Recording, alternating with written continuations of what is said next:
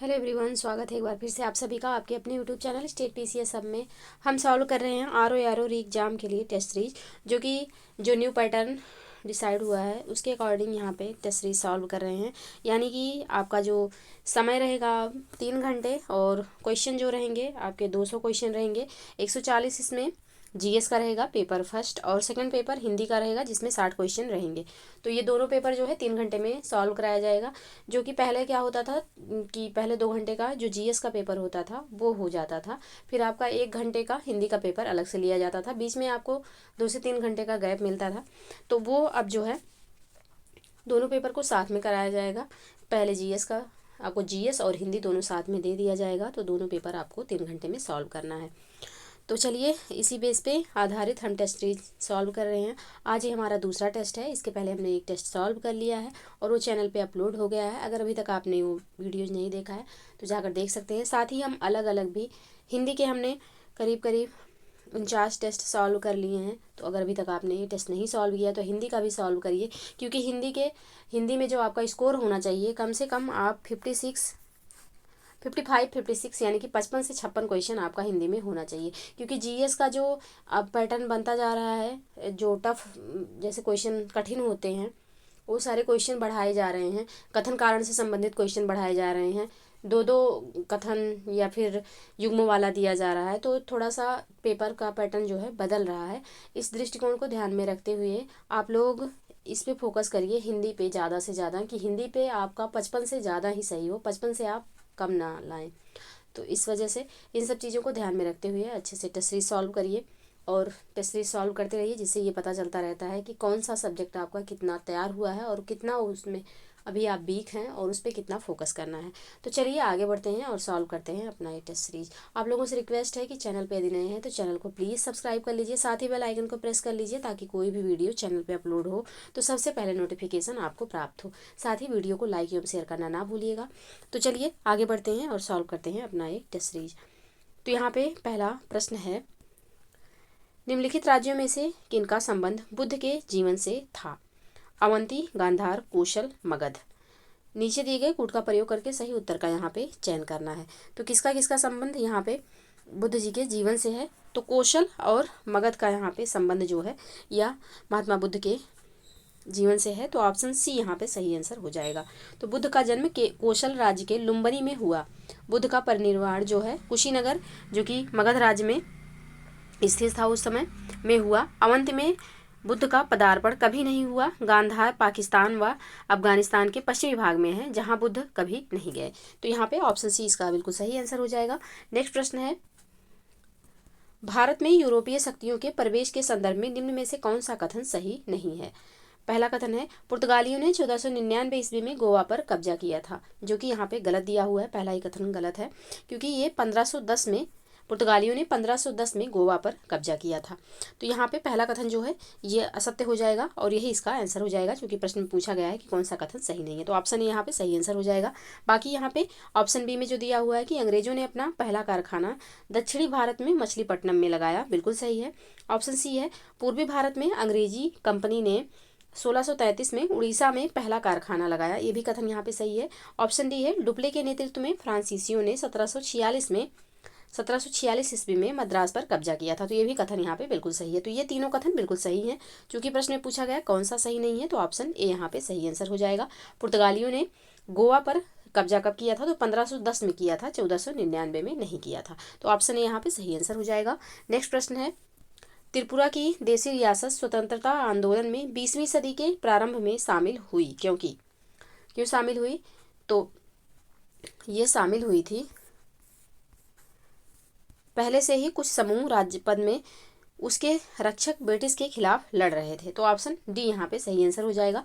तो त्रिपुरा की जो देसी रियासत थी यह स्वतंत्रता आंदोलन में 20वीं सदी के प्रारंभ में शामिल हुई, क्योंकि पहले से ही कुछ जो राजपद थे एवं उनके जो रक्षक थे वो ब्रिटिश के खिलाफ लड़ रहे थे। तो ऑप्शन डी यहाँ पे बिल्कुल सही आंसर हो जाएगा। नेक्स्ट प्रश्न है, 1773 ईस्वी में जिज मोहम्मद शाही पुस्तक जो नक्षत्रों संबंधी ज्ञान से संबंधित है के लेखक हैं? जसवंत सिंह, राजा भारमल, सवाई जयसिंह, महाराणा अमर सिंह। तो यहाँ पे कौन इसका सही आंसर होगा? तो इसका जो सही आंसर हो जाएगा यह हो जाएगा ऑप्शन सी, सवाई जयसिंह जो है या जिज मोहम्मद शाही, जो कि एक नक्षत्रों से संबंधित पुस्तक है, इसके लेखक हैं। तो ऑप्शन सी यहाँ पे सही आंसर हो जाएगा। नेक्स्ट प्रश्न है, सन 1856 के विख्यात हिंदू विधवा पुनर्विवाह अधिनियम को पारित करवाने के लिए निम्नलिखित में से कौन उत्तरदायी था? देवेंद्र नाथ टैगोर, केशव चंद्र सेन, ईश्वर चंद्र विद्यासागर या फिर अक्षय कुमार दत्त? तो यहाँ पे इसका जो सही आंसर हो जाएगा यह हो जाएगा ईश्वर चंद्र विद्यासागर जी। हिंदू विधवा पुनर्विवाह अधिनियम 1856 को पारित करवाने में इनका महत्वपूर्ण योगदान था। तो ऑप्शन सी यहाँ पे सही आंसर हो जाएगा। नेक्स्ट प्रश्न है, बाल रामायण का लेखक कौन था? विक्रमांकदेव, राजशेखर, कल्हड़ या फिर आर्यभट्ट? तो बाल रामायण के जो लेखक थे कौन थे? तो राजशेखर थे। ऑप्शन बी यहाँ पे सही आंसर हो जाएगा। नेक्स्ट प्रश्न है, प्रश्न संख्या 7, भारत ने हाल ही में किस देश के साथ यूपीआई सेवा शुरू करने के लिए समझौता किया है? वियतनाम, इंडोनेशिया, मालदीव या फिर भूटान? तो इसका जो सही आंसर हो जाएगा यह हो जाएगा ऑप्शन सी, मालदीव के साथ। ऑप्शन सी यहाँ पे सही आंसर हो जाएगा। तो भारत ने हाल ही में द्वीपीय देश मालदीव के साथ एकीकृत भुगतान इंटरफेस यानी कि यूपीआई शुरू करने के लिए एक समझौते पर हस्ताक्षर किया। इस अवसर पर भारत के विदेश मंत्री एस जयशंकर ने कहा कि इससे पर्यटन क्षेत्र में सकारात्मक प्रभाव पड़ेगा। जयशंकर की मालदीव की 3 दिवसीय आधिकारिक यात्रा के दौरान इस समझौते पर हस्ताक्षर किया गया। तो ऑप्शन सी यहाँ पे सही आंसर हो जाएगा। नेक्स्ट प्रश्न है, हाल ही में इंदिरा RV25 240N खबरों में देखी गई है, यह क्या है? तो यह जो है यह है एक टर्बोजेट इंजन। ऑप्शन डी यहाँ पे सही आंसर हो जाएगा। नेक्स्ट प्रश्न है, हाल ही में समाचारों में देखा गया जूस जैकिंग निम्नलिखित में से किस संस्थान द्वारा मोबाइल फोन उपयोगकर्ताओं को सार्वजनिक पोर्ट का उपयोग करके अपने उपकरणों को चार्ज करने के खिलाफ सलाह देते हुए एक चेतावनी संदेश जारी किया गया था? तो ये संदेश जारी किया गया था भारतीय रिजर्व बैंक यानी कि RBI के द्वारा। ऑप्शन सी यहाँ पे सही आंसर हो जाएगा। नेक्स्ट प्रश्न है, आगामी महिला T20 विश्व कप का आयोजन बांग्लादेश की जगह अब किस देश में किया जाएगा? भारत, नेपाल, UAE या फिर श्रीलंका? तो इसका जो सही आंसर हो जाएगा यह हो जाएगा UAE यानी कि संयुक्त अरब अमीरात में। ऑप्शन सी यहाँ पे सही आंसर हो जाएगा। तो अंतर्राष्ट्रीय क्रिकेट परिषद ने एक बोर्ड बैठक के बाद आगामी महिला T20 विश्व कप को बांग्लादेश से UAE में स्थानांतरित करने की तैयारी कर ली है। 10 टीमों का यह टूर्नामेंट 3 अक्टूबर को शुरू होगा, जहां शुरुआती मुकाबला इंग्लैंड दक्षिण अफ्रीका से होगा। इसका आयोजन दुबई और शारजाह में किया जाएगा। तो ऑप्शन सी यहाँ पे सही आंसर हो जाएगा। नेक्स्ट प्रश्न है, भारत ने हाल ही में किस देश के साथ ग्रीन अमोनिया एक्सपोर्ट एग्रीमेंट किया है? किसके साथ किया है? तो यह एग्रीमेंट किया गया है जापान के साथ। ऑप्शन बी यहाँ पे सही आंसर हो जाएगा। नेक्स्ट प्रश्न है, विक्रमादित्य जैविक घड़ी के बारे में निम्नलिखित कथनों पर विचार कीजिए। पहला कथन है, विक्रमादित्य वैदिक घड़ी दुनिया की पहली वैदिक घड़ी है। दूसरा कथन है, यह केवल भारतीय मानक समय दर्शाता है, ग्रीनविच मीन टाइम नहीं। उपयुक्त में से कौन सा कथन सही है यहाँ? तो यहाँ पे इसका जो सही आंसर हो जाएगा, केवल यहाँ पे पहला कथन सही है, दूसरा यहाँ पे सही नहीं है। तो ऑप्शन ए इसका सही आंसर हो जाएगा। नेक्स्ट प्रश्न है, हाल ही में global finance central bank report card में A+ रेटिंग किस भारतीय को मिली? तो ये जो A+ रेटिंग मिली है किसको मिली? तो ये जो शक्तिकांत दास थे RBI के पूर्व गवर्नर, इनको मिला है। तो ऑप्शन ए यहाँ पे सही आंसर हो जाएगा। नेक्स्ट प्रश्न है, निम्नलिखित में से कौन सा देश पहले स्पोर्ट्स ओलंपिक खेलों की मेजबानी करेगा? कौन सा देश करेगा? तो यह किया जाएगा सऊदी अरब के द्वारा। ऑप्शन बी यहाँ पे सही आंसर हो जाएगा। नेक्स्ट प्रश्न है, राष्ट्रीय जन्म दोष जागरूकता माह 2024 के संदर्भ में निम्नलिखित कथनों पर विचार कीजिए। पहला कथन है, जन्म दोषों और बच्चों पर उनके प्रभाव के बारे में जागरूकता बढ़ाने के लिए इसे भारत में प्रतिवर्ष लॉन्च किया जाता है। दूसरा कथन है, वर्ष 2024 का विषय बाधाओं को तोड़ना जन्म दोष वाले बच्चों का समावेशी समर्थन है। तीसरा कथन है, इसका उद्देश्य जन्म दोष वाले बच्चों के लिए समावेशिता और समर्थन को बढ़ावा देना है। उपयुक्त में से कितने कथन सही हैं? तो यहाँ पे कौन से कथन सही हैं? तो इसका जो सही आंसर हो जाएगा यह हो जाएगा ऑप्शन सी, यानी कि सभी तीनों कथन जो यहाँ पे दिए हुए हैं सभी सही हैं। तो ऑप्शन सी यहाँ पे सही आंसर हो जाएगा। नेक्स्ट प्रश्न है, हाल ही में किस देश में एक शक्तिशाली तूफान एम्पिल आया? ऑस्ट्रेलिया, जापान, अमेरिका या फिर फिजी। तो एम्पिल जो है यह कहाँ पे आया, तो ये जो है जापान में आया। ऑप्शन बी यहाँ पे सही आंसर हो जाएगा। एम्पिल नामक तूफान जो है यह जापान में आया था, तो ऑप्शन बी सही आंसर। नेक्स्ट प्रश्न है, हाल ही में इसरो ने कौन सा सैटेलाइट लॉन्च किया है। तो हाल ही में इसरो के द्वारा कौन सा सैटेलाइट लॉन्च किया गया, तो यह इकोस 08 लॉन्च किया गया। ऑप्शन ए यहाँ पे सही आंसर हो जाएगा। नेक्स्ट प्रश्न है, इंटरनेशनल बिग कैट अलायंस यानी कि IBCA के संबंध में निम्नलिखित कथनों पर विचार करें। पहला कथन है, IBCA की स्थापना की घोषणा वर्ष 2014 में ग्लोबल टाइगर डे के दौरान की गई थी। दूसरा कथन है, इसका उद्देश्य भारत की संरक्षण प्रथाओं को अन्य श्रेणी के देशों में दोहराना है। उपयुक्त कथनों में से कौन सा कथन सही है यहाँ, तो इसका जो सही आंसर हो जाएगा यह हो जाएगा ऑप्शन बी। केवल दूसरा कथन यहाँ पे सही है, ऑप्शन बी यहाँ पे सही आंसर हो जाएगा, क्योंकि केंद्रीय मंत्रिमंडल ने इंटरनेशनल बिग कैट अलायंस यानी कि IBCA की स्थापना को मंजूरी दे दी है, जिसका मुख्यालय जो है भारत में होगा। भारत के प्रधानमंत्री ने वर्ष 2019 में वैश्विक बाघ दिवस और अप्रैल 2023 में प्रोजेक्ट टाइगर के 50 वर्ष पूरे होने के उपलक्ष्य में बड़ी बिल्लियों के लिए भारत के संरक्षण प्रयासों पर जोर दिया था, और इसके तहत जो है IBCA की स्थापना की गई थी। तो ये यहाँ पे जो दिया हुआ है कि 2014 में, तो गलत है, 2019 में और 2023 जो है में जब प्रोजेक्ट जो है टाइगर के 50 वर्ष पूरे हुए। प्रोजेक्ट टाइगर कब आया था, तो 1973 में आया था। तो यहाँ पे पहला कथन गलत हो जाएगा, सिर्फ दूसरा कथन सही है, तो इसका जो सही आंसर होगा यह हो जाएगा ऑप्शन बी। ऑप्शन बी यहाँ पे सही आंसर होगा। नेक्स्ट प्रश्न है, हाल ही में किस राज्य में 78वें स्वतंत्रता दिवस पर मुख्यमंत्री युवा उद्यम विकास योजना की घोषणा की गई। किस राज्य में की गई, तो ये घोषणा हुई है उत्तर प्रदेश में। ऑप्शन सी यहाँ पे सही आंसर हो जाएगा। नेक्स्ट प्रश्न है, हाल ही में 70वें राष्ट्रीय फिल्म पुरस्कार में सर्वश्रेष्ठ फिल्म के रूप में किसे चुना गया। तो यहाँ पे सर्वश्रेष्ठ फिल्म चुनी गई है 70वें राष्ट्रीय फिल्म पुरस्कार में अट्टम को चुना गया है। ऑप्शन डी यहाँ पे सही आंसर हो जाएगा। नेक्स्ट प्रश्न है, भारत की पहली स्वदेशी हाइड्रोजन ईंधन सेल फेरी के संदर्भ में निम्नलिखित कथनों पर विचार कीजिए। पहला कथन है, यह 24 मीटर का कैटामरन है जिसे कोचीन शिपयार्ड लिमिटेड ने वाराणसी में सेवा के लिए डिजाइन किया है। दूसरा कथन होगा यहाँ पे, यह उपोत्पाद के रूप में केवल शुद्ध पानी उत्सर्जित करता है और हाइड्रोजन ईंधन सेल पर काम करता है। उपयुक्त कथनों में से कौन सा कथन यहाँ पे सही है यहाँ है, तो इसका जो सही आंसर हो जाएगा यह हो जाएगा ऑप्शन सी, यानी कि दोनों कथन यहाँ पे बिल्कुल सही है, तो ऑप्शन सी सही आंसर होगा। नेक्स्ट प्रश्न है, हाल ही में पेरिस पैरालंपिक 2024 में भारतीय दल का ध्वजवाहक किसे नियुक्त किया गया। तो यहाँ पे पेरिस पैरालंपिक में भारतीय दल का ध्वजवाहक किससे जो है नियुक्त किया गया, तो इसका जो सही आंसर हो जाएगा यह हो जाएगा भाग्यश्री जाधव और सुमित अंतिल को। ऑप्शन सी यहाँ पे सही आंसर हो जाएगा। नेक्स्ट प्रश्न है, हाल ही में भारत में कितने नए रामसर साइट्स की घोषणा की गई है। तो हाल ही में जो है भारत में 3 रामसर साइट की घोषणा की गई है, और भारत में अब टोटल रामसर साइट की संख्या कितनी है, तो 85 हो गई है। और यहाँ पे पहले नंबर पर तमिलनाडु है और दूसरे नंबर पर राम साइट की संख्या के अकॉर्डिंग अगर देखा जाए तो दूसरे नंबर पर उत्तर प्रदेश आएगा। तो यहाँ पे टोटल जो है अब 85 हो गए हैं, तो अभी हाल ही में 3 को जोड़ा गया। ऑप्शन ए यहाँ पे सही आंसर हो जाएगा।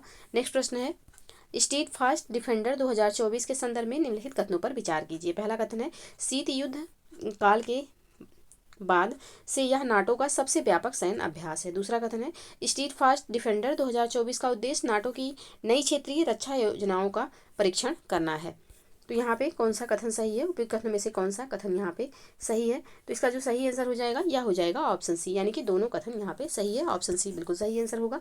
नेक्स्ट प्रश्न है, हाल ही में भारतीय सेना ने किस देश की सेना के साथ मित्र शक्ति 2024 अभ्यास आयोजित किया है। श्रीलंका, बांग्लादेश, नेपाल या फिर मालदीव। तो यहाँ पे इसका जो सही आंसर हो जाएगा यह हो जाएगा आपका ऑप्शन ए, श्रीलंका के साथ मित्र शक्ति अभ्यास जो है इसका आयोजन किया गया। तो ऑप्शन ए यहाँ पे सही आंसर हो जाएगा। नेक्स्ट प्रश्न है, नेशनल इंस्टीट्यूट रैंकिंग फ्रेमवर्क 2024 में कौन सी संस्था शीर्ष स्थान पर बनी रही। तो यहाँ पे कौन सी संस्था है जो कि शीर्ष स्थान पर बनी रही, तो ये IIT मद्रास है। ऑप्शन ए यहाँ पे सही आंसर हो जाएगा। नेक्स्ट प्रश्न है, कथन एक है, ocean grace Cochin shipyard limited द्वारा विकसित पहला make in India STDS tag है। दूसरा कथन है ग्रीस टैक्स ट्रांजिशन प्रोग्राम का लक्ष्य वर्ष 2030 तक भारत में कम से कम 50% सभी टैक्स को हरित प्रौद्योगिकी में परिवर्तित करना है। अब यहाँ पे उपयुक्त कथनों के बारे में निम्नलिखित कथनों में से कौन सा कथन सही है? तो इसका जो सही आंसर होगा यह हो जाएगा ऑप्शन यहाँ पे बी, यानी कि कथन और कारण दोनों सही है बट व्याख्या नहीं कर रहा है, तो ऑप्शन बी यहाँ पे सही आंसर हो जाएगा। नेक्स्ट प्रश्न है हाल ही में समाप्त हुए पेरिस ओलंपिक 2024 में किस देश ने सबसे अधिक पदक जीते हैं? तो पेरिस ओलंपिक में सबसे अधिक पदक किस देश के द्वारा जीता गया है? तो यह जीता गया है यूएसए यानी कि अमेरिका के द्वारा। ऑप्शन बी यहाँ पे सही आंसर हो जाएगा। नेक्स्ट प्रश्न है पेरिस ओलंपिक 2024 में भारत पदक तालिका में किस स्थान पर है? तो पेरिस ओलंपिक में भारत जो है यह कौन से स्थान पर है? तो भारत 71वें स्थान पर है, 1 रजत और 6 कांस्य के साथ, 1 रजत और 5 कांस्य के साथ भारत जो है 71वें स्थान पर है, तो ऑप्शन डी यहाँ पे सही आंसर हो जाएगा। नेक्स्ट प्रश्न है कथन कारण से संबंधित प्रश्न है। कथन है मातृत्व लाभ अधिनियम 1961 भारत में कार्यरत सभी महिलाओं को भुगतान सहित मातृत्व अवकाश की गारंटी देता है। कथन दूसरा है कलकत्ता उच्च न्यायालय ने हाल ही में फैसला सुनाया कि मातृत्व अवकाश के संबंध में अस्थायी और संविदा कर्मचारियों के बीच अंतर करना अवैध है। तब यहाँ पे उपयुक्त कथनों में से कौन सा यहाँ पे सही है? तो इसका जो सही आंसर हो जाएगा यह हो जाएगा ऑप्शन बी, यानी कि कथन और कारण दोनों, यानी कि दोनों कथन यहाँ पे सही है, कथन 1 और कथन 2 दोनों सही हैं, लेकिन कथन 2 कथन 1 की व्याख्या नहीं कर रहा है, तो ऑप्शन बी यहाँ पे सही आंसर हो जाएगा। नेक्स्ट प्रश्न है हाल ही में भारत और किस देश ने द्विपक्षीय वायुसेना अभ्यास उदार शक्ति 2024 में भाग लिया? तो उदार शक्ति 2024 में कौन कौन से देश हैं? तो यहाँ पे भारत और मालदीव हो जाएगा। इसका जो सही आंसर होगा यह हो जाएगा ऑप्शन सी। ऑप्शन सी यहाँ पे सही आंसर होगा। नेक्स्ट प्रश्न है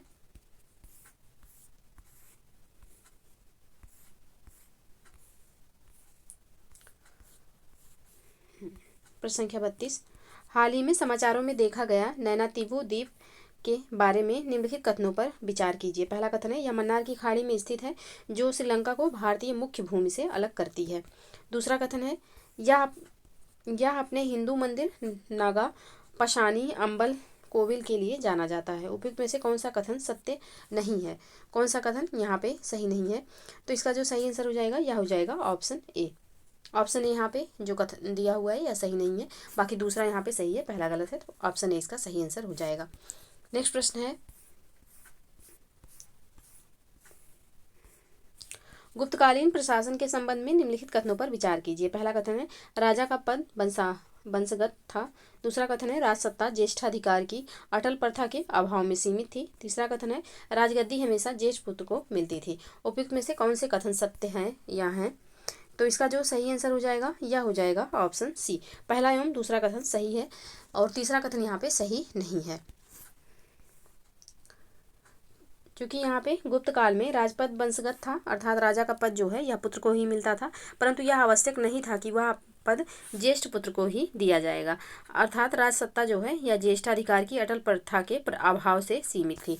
तो यहाँ पे ये कथन तीसरा गलत हो जाएगा, सिर्फ पहला एवं दूसरा सही है, तो ऑप्शन यहाँ पे सी इसका सही आंसर हो जाएगा। नेक्स्ट प्रश्न है कथन है कि मोहम्मद तुगलक की प्रतीक मुद्रा योजना असफल सिद्ध हुई। कारण है मोहम्मद तुगलक का मुद्रा निर्गमन पर उचित नियंत्रण नहीं था, इस वजह से जाली मुद्रा छपने लगी थी और ये जो प्रतीक मुद्रा योजना थी मोहम्मद बिन तुगलक की ये असफल हो गई थी।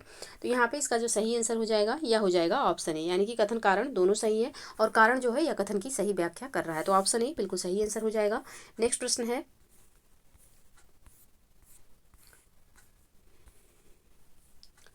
निम्नलिखित में से कौन सा युग्म सुमेलित नहीं है? एक तरफ शब्द है दूसरी तरफ अर्थ दिया हुआ है, कौन सा यहाँ पे पूछा गया है कि सुमेलित नहीं है?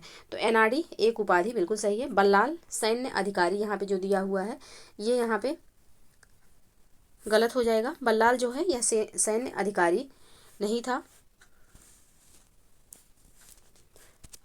तो यहाँ पे ऑप्शन बी जो है यह सही सुमेलित नहीं है। ऑप्शन बी इसका सही आंसर हो जाएगा। बाकी एनाड़ी एक उपाधि बिल्कुल सही है। अरसर जो है शासक वर्ग होता था और कडेसियर जो होता था यह निचले वर्ग के लोग होते थे। तो ऑप्शन बी जो है यहाँ पे सही सुमेलित नहीं है और यही इसका आंसर हो जाएगा। नेक्स्ट प्रश्न है, निम्नलिखित कथनों पर विचार कीजिए। पहला कथन है, अशोक के उत्तराधिकारी दुर्बल थे जिसके कारण साम्राज्य का पतन प्रारंभ हो गया। दूसरा कथन है, अति केंद्रीयकृत प्रशासन के कारण मौर्य साम्राज्य का पतन हो गया। उपयुक्त में से कौन सा कथन सत्य है यहाँ? तो इसका जो सही आंसर हो जाएगा यह हो जाएगा ऑप्शन सी, यानी कि दोनों कथन यहाँ पे बिल्कुल सही है। ऑप्शन सी यहाँ पे सही आंसर होगा। नेक्स्ट प्रश्न है, विजयनगर साम्राज्य के अराबीडु वंश के संबंध में निम्नलिखित कथनों पर विचार कीजिए। पहला कथन है, यह विजयनगर साम्राज्य का अंतिम राजवंश था। दूसरा कथन है, अराबीडु के शासक 18वीं सदी के अंत तक सत्ता पर आसीन थे। तीसरा कथन है, अराबीडु राजवंश ने पेनुकोंडा और चंद्रगिरी पर शासन किया। अब उपयुक्त में से कौन सा कथन सत्य है यहाँ? तो इसका जो सही आंसर हो जाएगा यह हो जाएगा ऑप्शन बी, यानी कि पहला एवं तीसरा कथन यहाँ पे सही है, दूसरा सही नहीं है। तो ऑप्शन बी यहाँ पे सही आंसर हो जाएगा। नेक्स्ट प्रश्न है, कथन कारण से संबंधित प्रश्न है। अंग्रेजों ने एक कुशल और आधुनिक डाक प्रणाली स्थापित की तथा तार व्यवस्था की शुरुआत की। कारण क्या है कि 1854 ईस्वी में कलकत्ता से इलाहाबाद के मध्य पहली तार लाइन को प्रारंभ किया गया। तो कौन सा कथन यहाँ पे सही है? तो इसका जो सही आंसर हो जाएगा यह हो जाएगा ऑप्शन सी, यानी कि कथन तो सही है लेकिन कारण यहाँ पे गलत है। तो ऑप्शन सी यहाँ पे सही आंसर हो जाएगा, क्योंकि यहाँ पे जो दिया हुआ है कि 1854 में कलकत्ता से इलाहाबाद के मध्य पहली तार लाइन को प्रारंभ किया गया, ये यहाँ पे गलत है। क्योंकि अंग्रेज अधिकारी लॉर्ड डलहौजी ने 1853 में कलकत्ता और आगरा के मध्य पहली तार लाइन को प्रारंभ किया था। तो यहाँ पे दूसरा जो कारण है ये गलत हो जाएगा, सिर्फ कथन सही है। तो इसका जो सही आंसर होगा यह हो जाएगा ऑप्शन सी। नेक्स्ट प्रश्न है, मुगलकालीन भू राजस्व प्रशासन के संबंध में कौन सा कथन असत्य है? तो कौन सा कथन यहाँ पे असत्य दिया हुआ है? तो यहाँ पे जो तीनों कथन ये दिए हुए हैं, यानी कि ऑप्शन ए जो दिया हुआ है कि जिस जमीन पर लगभग प्रत्येक साल खेती की जाती थी उसे पूलज कहा जाता था, बिल्कुल सही है। ऑप्शन बी में है जब उसमें खेती नहीं की जाती तो उसे पड़ती कहते थे, बिल्कुल सही है। और जो ज़मीन लगातार 2-3 साल पड़ती रहती थी उसे चाचर कहा जाता था, ये भी कथन यहाँ पे सही है। तो यहाँ पे पूछा गया है कौन सा कथन असत्य है, किसके बारे में? तो मुगल कालीन भू राजस्व प्रशासन के बारे में। तो यहाँ पे तीनों कथन बिल्कुल सही हैं, कोई भी असत्य नहीं है। तो ऑप्शन डी यहाँ पे सही आंसर हो जाएगा। नेक्स्ट प्रश्न है, नयनार एवं अलवार संतों के संबंध में कौन सा कथन सत्य नहीं है? तो यहाँ पे जो दिया हुआ है कि वे कुछ समृद्ध एवं शिक्षित जाति से संबंधित थे, ये कथन यहाँ पे सही नहीं है। तो ऑप्शन ए इसका सही आंसर हो जाएगा, क्योंकि अलवार और नयनार संत के संबंध में कथन एक जो है यह सत्य नहीं है, क्योंकि वे समृद्ध एवं शिक्षित जाति से संबंधित नहीं हैं। तो ऑप्शन ए यहाँ पे सही आंसर हो जाएगा। नेक्स्ट प्रश्न है, निम्नलिखित कथनों में से कौन सा कथन सत्य है? पहला है, 1757 ईस्वी में रॉबर्ट क्लाइव ने प्लासी के मैदान में सिराजुद्दौला के विरुद्ध कंपनी की सेना का नेतृत्व किया था। दूसरा कथन है, इस युद्ध में सिराजुद्दौला की पराजय हुई। तीसरा कथन है, सिराजुद्दौला की पराजय का प्रमुख कारण उसके सेनापति मीर कासिम की गद्दारी थी। और चौथा कथन है, प्लासी के युद्ध में विजय के उपरांत कंपनी ने मीर कासिम को बंगाल का नवाब बनाया। तो कितने कथन यहाँ पे सत्य हैं, सत्य के बारे में पूछा गया है। तो इसका जो सही आंसर हो जाएगा यह हो जाएगा ऑप्शन ए, यानी कि पहला एवं दूसरा कथन यहाँ पे सही है। ऑप्शन ए यहाँ पे सही आंसर हो जाएगा। बाकी तीसरा एवं चौथा कथन यहाँ पे सही नहीं है, क्योंकि सिराजुद्दौला की पराजय जो है, पराजय के जो प्रमुख कारण थे उसमें सेनापति मीर कासिम नहीं था, मीर जाफर था, मीर जाफर की गद्दारी की वजह से। और यहाँ पे जो दिया हुआ है कि प्लासी के युद्ध में विजय के उपरांत कंपनी ने मीर कासिम, गलत, मीर जाफर को जो है बंगाल का नवाब बनाया था। फिर मीर जाफर से असंतुष्ट हो गई कंपनी, उसके बाद मीर कासिम को बनाया गया। फिर मीर कासिम से असंतुष्ट हुई तो उसने फिर से मीर जाफर को बना दिया, और मीर कासिम ने जो है फिर मीर कासिम और अवध के नवाब इन सब के साथ जो है बक्सर का युद्ध हुआ था।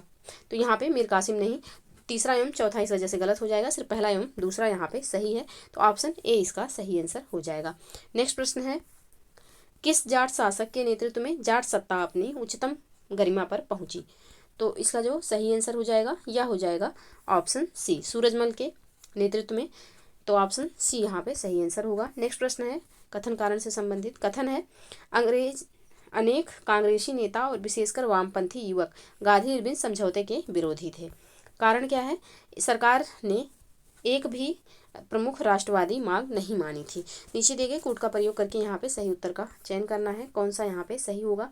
तो इसका जो सही आंसर हो जाएगा यह हो जाएगा ऑप्शन ए, यानी कि कथन कारण दोनों सही है और व्याख्या भी कर रहा है, तो ऑप्शन ए यहाँ पे सही आंसर हो जाएगा। नेक्स्ट प्रश्न है, सूची 1 को सूची 2 से सुमेलित करना है। अब यहाँ पे एक तरफ सिंधु सभ्यता के स्थल दिए हुए हैं और दूसरी तरफ दिया हुआ है नदियों के नाम। तो यहाँ पे हड़प्पा जो है किस नदी के किनारे था, तो हड़प्पा हो जाएगा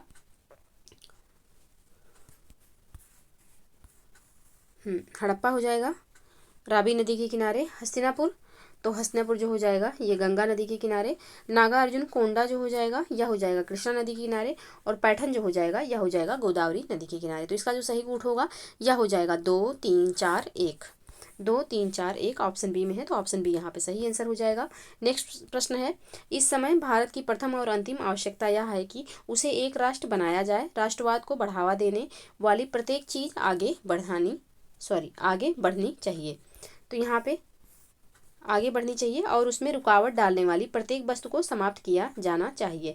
हमने यही कसौटी भाषाई प्रांतों के सवाल पर भी अपनाई है। यह कथन किसका है, तो यह कथन जो है यह किसका है, तो ये जो कथन है ये है सरदार वल्लभ भाई पटेल जी का। ऑप्शन बी यहाँ पे सही आंसर हो जाएगा।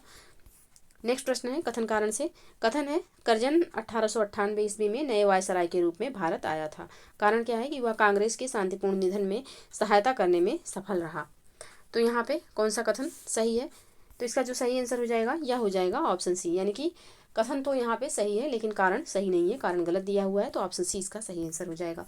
नेक्स्ट प्रश्न है, निम्नलिखित कथनों पर विचार कीजिए। पहला कथन है, के वीरेशलिंगम दक्षिण भारत में सुधार आंदोलनों के एक प्रसिद्ध नेता थे। दूसरा कथन है, वीरेशलिंगम ने 1876 ईस्वी में एक तेलुगु पत्रिका शुरू की जो लगभग पूर्णतः समाज सुधार कार्य के लिए समर्पित थी। अभियुक्त में से कौन सा कथन सत्य है या है, तो इसका जो सही आंसर हो जाएगा यह हो जाएगा ऑप्शन सी, यानी कि पहला एवं दूसरा दोनों कथन यहाँ पे सही है, ऑप्शन सी इसका सही आंसर हो जाएगा। नेक्स्ट प्रश्न है, आरंभ में बंगभंग विरोधी आंदोलन का नेतृत्व किसके हाथ में था। तो आरंभ में बंगभंग आंदोलन का जो नेतृत्व था यह सुरेंद्र नाथ बनर्जी जी के हाथ में था, तो ऑप्शन ए यहाँ पे सही आंसर हो जाएगा। नेक्स्ट प्रश्न है, ईश्वर के बारे में सोचने के लिए मेरे पास वक्त नहीं है क्योंकि अभी इस धरती पर ही बहुत काम किया जाना है। उपयुक्त कथन किसका है, तो ये जो कथन है ये किसका है, तो ये कथन जो है स्वामी ईश्वरचंद्र विद्यासागर जी का है। ऑप्शन डी यहाँ पे बिल्कुल सही आंसर हो जाएगा। नेक्स्ट है कथन, सूची 1 को सूची 2 से यहाँ पे सुमेलित करना है। एक तरफ यहाँ पे महत्वपूर्ण संगठन दिए हुए हैं और दूसरी तरफ उनके संस्थापकों का नाम दिया हुआ है, इनको सुमेलित करना है। तो यहाँ पे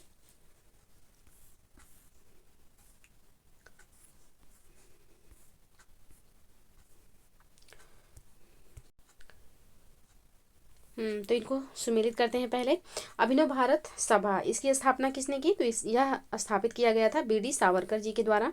अनुशीलन समिति, तो अनुशीलन समिति जो है इसकी स्थापना अरविंद घोष जी के द्वारा की गई। गदर पार्टी, तो गदर पार्टी की स्थापना जो है लाला हरदयाल के द्वारा की गई। स्वराज पार्टी, तो स्वराज पार्टी जो है मोतीलाल नेहरू और C.R. दास जी के द्वारा की गई थी। तो डी का यहाँ पे तीसरा हो जाएगा। तो इसका जो सही कोड बनेगा यह हो जाएगा 4 1 4 1 2 3, 4 1 2 3 ऑप्शन डी में है, तो ऑप्शन डी यहाँ पे बिल्कुल सही आंसर हो जाएगा। नेक्स्ट प्रश्न है, निम्नलिखित घटनाओं का सही कालक्रम चुनिए। पहला है लखनऊ समझौता, दूसरा है स्वराज दल की स्थापना, तीसरा है जलियांवाला बाग हत्याकांड और चौथा है बाल गंगाधर तिलक की मृत्यु। तो इनको जो है सीक्वेंस में लगाना है। तो लखनऊ समझौता सबसे पहले 1916 में हुआ था। स्वराज दल की स्थापना कब हुई, तो स्वराज दल की जो स्थापना हुई 1923 में हुई है। जलियांवाला बाग हत्याकांड, तो ये 13 अप्रैल 1919 को हुआ था, 1919 में हुआ। और बाल गंगाधर तिलक जी की मृत्यु जो हुई थी यह 1 अगस्त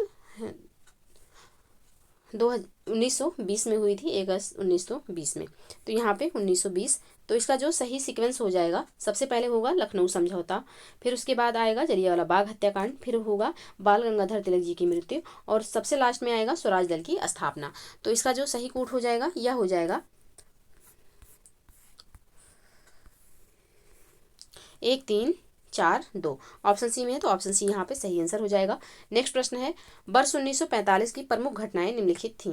बेबल योजना, शिमला सम्मेलन, सेना विद्रोह, आज़ाद हिंद फौज मुकदमा। तो 1945 की प्रमुख घटनाएं इसमें से कौन कौन सी थी? तो यहाँ पे इसकी जो प्रमुख घटनाएं थी यह हो जाएंगी आपकी बेबल योजना हो जाएगा, फिर आपका हो जाएगा शिमला सम्मेलन, और फिर हो जाएगा आज़ाद हिंद फौज। तो यहाँ पे 1, 2 और 4 हो जाएगा। तो ऑप्शन सी में है, ऑप्शन सी इसका सही आंसर हो जाएगा। ये जो नौसैनिक यहाँ पे नौसेना विद्रोह दिया हुआ है ये 1946 में हुआ था। तो यहाँ पे सिर्फ पहला, दूसरा एवं चौथा होगा। तो ऑप्शन सी यहाँ पे सही आंसर हो जाएगा। नेक्स्ट प्रश्न है, सूची 1 को सूची 2 से यहाँ पे सुमेलित करना है। एक तरफ यहाँ पे समाचार पत्र दिए हुए हैं और दूसरी तरफ दिया हुआ है इनके प्रकाशक। तो यहाँ पे इनको सुमेलित करना है। तो लीडर किसकी समाचार पत्र है? तो ये है मदन मोहन मालवीय जी की। बॉम्बे क्रॉनिकल फिरोज शाह मेहता की। गदर पार्टी बीडी सावरकर, और स्वराज्य पार्टी तो CR दास। तो इसका जो सही कूट हो जाएगा यह हो जाएगा 1, 2, 4, 3। 1, 2, 4, 3 ऑप्शन ए में है। तो ऑप्शन ए यहाँ पे सबसे सही आंसर हो जाएगा। नेक्स्ट प्रश्न है, सूची 1 को सूची 2 से सुमेलित करना है और यहाँ पे राजाओं के नाम है और वो कहाँ से संबंधित है ये दिया हुआ है। तो इनका मिलान करना है। तो इसका जो पहले इनको सुमेलित करते हैं। रणथंभौर, तो रणथंभौर हमीर देव।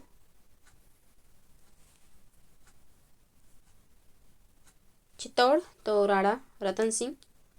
देवगिरी तो देवगिरी कर्णदेव, और गुजरात तो राजा रामचंद्र, राजा राय रामचंद्र। तो इसका जो सही कूट होगा यह हो जाएगा 4, 3, 1, 2, सॉरी 3, 4। इसका जो सही कूट होगा यह हो जाएगा 3, 4, 2, 1। 3, 4, 2, 1 ऑप्शन डी में है। तो ऑप्शन डी यहाँ पे सही आंसर हो जाएगा। नेक्स्ट प्रश्न है, सूची 1 को सूची 2 से सुमेलित करना है। एक तरफ विद्रोह है और दूसरी तरफ वर्ष दिया हुआ है, किस वर्ष में ये विद्रोह हुए हैं। तो इसका जो सही कूट होगा, हाँ तो इनको सुमेलित करते हैं। एक तरफ विद्रोह है, दूसरी तरफ वर्ष दिया हुआ है। अहोम विद्रोह तो 1828 में हुआ। कोल विद्रोह तो ये हुआ है 1831 से 32 में। संथाल विद्रोह तो संथाल विद्रोह 1855-56 में हुआ है। मोपला विद्रोह तो ये हुआ है 1921 में। तो इसका जो सही कूट होगा यह हो जाएगा 2, 4, 1, 3। 2, 4, 1, 3 जो है ऑप्शन ए में है। तो ऑप्शन ए यहाँ पे सही आंसर हो जाएगा। नेक्स्ट प्रश्न है, भूवैज्ञानिक संरचना व शैल समूह की भिन्नता के आधार पर भारत की किन किन भूवैज्ञानिक खंडों में विभाजित किया जाता है जो भौतिक लक्षणों पर आधारित हैं। तो भारत को किन किन भूवैज्ञानिक खंडों में विभाजित किया जाता है? तो भारत को जो है विभाजित किया जाता है प्रायद्वीपीय खंड, हिमालय और अन्य अतिरिक्त प्रायद्वीपीय पर्वतमाला, सिंधु गंगा ब्रह्मपुत्र का मैदान। तो यहाँ पे 1, 2 और 3 इसका सही आंसर होगा। तो ऑप्शन सी में है। तो ऑप्शन सी यहाँ पे सही आंसर हो जाएगा। नेक्स्ट प्रश्न है, शारदा नदी उत्तर प्रदेश के उत्तरी मैदानों में निर्गम होती है। मैदानों में प्रवेश करने से पहले शारदा जो है किस नाम से जानी जाती है? तो शारदा नदी जो है ये किस नाम से जानी जाती है? सरस्वती, भागीरथी, काली या फिर पिंडार। तो इसका जो सही आंसर हो जाएगा यह हो जाएगा ऑप्शन सी, काली के नाम से जानी जाती है। ऑप्शन सी यहाँ पे सही आंसर हो जाएगा। तो शारदा नदी का जो उद्गम है यह कुमाऊं हिमालय के मिलाम हिमनद से हुआ है। उत्तराखंड में इसे काली गंगा नाम से भी जाना जाता है। इसकी सहायक नदियाँ हैं सरमा, लिशार, पूर्वी गंगा, और इस नदी पर शारदा बांध बना हुआ है। इस नदी का मुहाना बहराम घाट के निकट घाघरा नदी में है। यह भारत एवं नेपाल के मध्य जो है सीमा बनाती है। तो ऑप्शन सी यहाँ पे सही आंसर हो जाएगा। नेक्स्ट प्रश्न है, निम्नलिखित में से किसमें परवाल भित्तियां हैं? पहला है अंडमान एवं निकोबार द्वीप समूह, दूसरा है कच्छ की खाड़ी, तीसरा है मन्नार की खाड़ी और चौथा है सुंदरबन।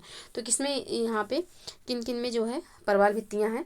तो यहाँ पे अंडमान निकोबार द्वीप समूह में, कच्छ की खाड़ी और मन्नार की खाड़ी में जो है यहाँ पे परवाल भित्तियाँ पाई जाती हैं। तो 1, 2, 3 इसका सही आंसर हो जाएगा। 1, 2, 3 ऑप्शन ए में है। तो ऑप्शन ए यहाँ पे सही आंसर होगा। नेक्स्ट प्रश्न है, निम्नलिखित टिप्पणों पर विचार करना है। कृषि परियोजना दिया हुआ है और दूसरी तरफ विवरण दिया हुआ। फसल का पूर्वानुमान NADAMS, सूखा आकलन, चमन बागवानी विकास, किसान फसल बीमा। उपयुक्त में से कौन कौन से यहाँ पे सुमेलित हैं? तो इसका जो सही आंसर हो जाएगा यह हो जाएगा ऑप्शन डी, यानी कि सभी यहाँ पे सही सुमेलित हैं, तो ऑप्शन डी यहाँ पे सही आंसर होगा। नेक्स्ट प्रश्न है, वर्षा ऋतु में तमिलनाडु तट के शुष्क रहने के कारण हैं। पहला है, तमिलनाडु का तट बंगाल की खाड़ी की मानसूनी पवनों के समानांतर पड़ता है। दूसरा कथन है, यह दक्षिण पश्चिम मानसून की अरब सागर शाखा के वृष्ट छाया क्षेत्र में स्थित है। अब यहाँ पे नीचे दिए गए कूट का प्रयोग करके सही कथन का चयन करना है। तो इसका जो सही आंसर हो जाएगा यह हो जाएगा ऑप्शन सी, यानी कि कथन, दोनों कथन यहाँ पे सही है। ऑप्शन सी यहाँ पे सही आंसर हो जाएगा। तो तमिलनाडु का जो तट है यह वर्षा ऋतु में शुष्क रह जाता है। इसके दो कारण हैं, जिसमें तमिलनाडु तट बंगाल की खाड़ी की मानसूनी जो पवने हैं उनके समानांतर होता है, और साथ ही तमिलनाडु तट जो है दक्षिण पश्चिम मानसून की अरब शाखा के वृष्ट छाया क्षेत्र में स्थित है। तो ऑप्शन सी यहाँ पे सही आंसर हो जाएगा। नेक्स्ट प्रश्न है, सूची 1 को सूची 2 से यहाँ पे सुमेलित करना है। हाँ, तो इनको पहले सुमेलित कर लेते हैं। राष्ट्रीय जल अकादमी, राष्ट्रीय जल अकादमी कहाँ पे स्थित है? तो यह पुणे में स्थित है। केंद्रीय जल आयोग, तो केंद्रीय जल आयोग जो है ये कहाँ पे स्थित है? तो ये स्थित है नई दिल्ली में। और राष्ट्रीय जल विज्ञान संस्थान, तो ये स्थित है उड़ीसा में। और केंद्रीय भूजल बोर्ड, तो ये स्थित है फरीदाबाद में। तो इसका जो सही कोड हो जाएगा यह हो जाएगा 3 4 1 2। 3 4 1 2 जो है किस ऑप्शन में है? तो ऑप्शन डी में है। ऑप्शन डी इसका सही आंसर हो जाएगा। नेक्स्ट प्रश्न है, यहाँ पे सुमेलित करना है। एक तरफ स्थानांतरित कृषि दिया हुआ है और दूसरी तरफ उनका जो है नाम दिया हुआ है कि ये किस देश की जो है, किस देश की स्थानांतरित कृषि हैं। तो इसको सुमेलित करते हैं। सबसे पहले मिल्पा किस देश में स्थानांतरित कृषि यानी कि झूम कृषि को मिल्पा नाम से किस देश में जाना जाता है? तो मिल्पा जो है यह मैक्सिको में जाना जाता है मिल्पा के नाम से। कोनको जो है वेनेजुला में। और रोका जो है ब्राज़ील में। और मसोले जो है यह कांगो में जाना जाता है। तो इसका जो सही कोड हो जाएगा यह हो जाएगा 3 2 1 4। 3 2 1 4 ऑप्शन सी में है। तो ऑप्शन सी यहाँ पे सही आंसर हो जाएगा। नेक्स्ट प्रश्न है, पश्चिमी विक्षोभ के संदर्भ में नीचे दिए गए कथनों पर विचार कीजिए। पहला कथन है, पश्चिमी विक्षोभ कैस्पियन सागर में उत्पन्न होते हैं। दूसरा कथन है, भारत में इनका प्रवेश पश्चिमी जेट प्रवाह द्वारा होता है। अब यहाँ पे पूछा गया कौन सा कथन सत्य है? तो यहाँ पे इसका जो सही कथन हो जाएगा यह हो जाएगा ऑप्शन बी। आंसर जो यहाँ पे होगा ऑप्शन बी हो जाएगा, क्योंकि जो पश्चिमी विक्षोभ है या भारत में जेट स्ट्रीम के द्वारा ही जो है प्रवेश करता है।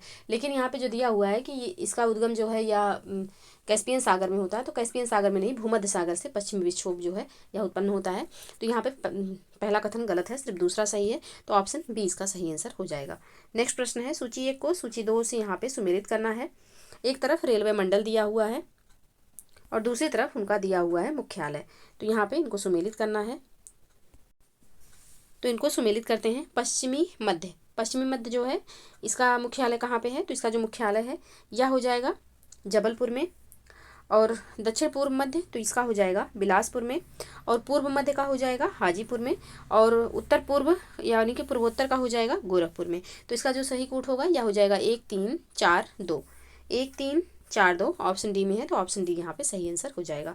नेक्स्ट प्रश्न है, भारत में तेल शोधक कारखानों का निम्नलिखित में से कौन सा एक अनुक्रम उनके स्थापना क्रम के संदर्भ में सही है, अद्यतन से प्रारंभ होकर? तो यहाँ पे इसका जो सही क्रम होगा यह हो जाएगा गुवाहाटी, बरौनी, हल्दिया, फिर मथुरा। गुवाहाटी जो है इसकी स्थापना 1962 में की गई। बरौनी की स्थापना 1964 में, जो कि बिहार में स्थित है। और हल्दिया जो कि पश्चिम बंगाल में स्थित है, 1975 में स्थापित हुआ।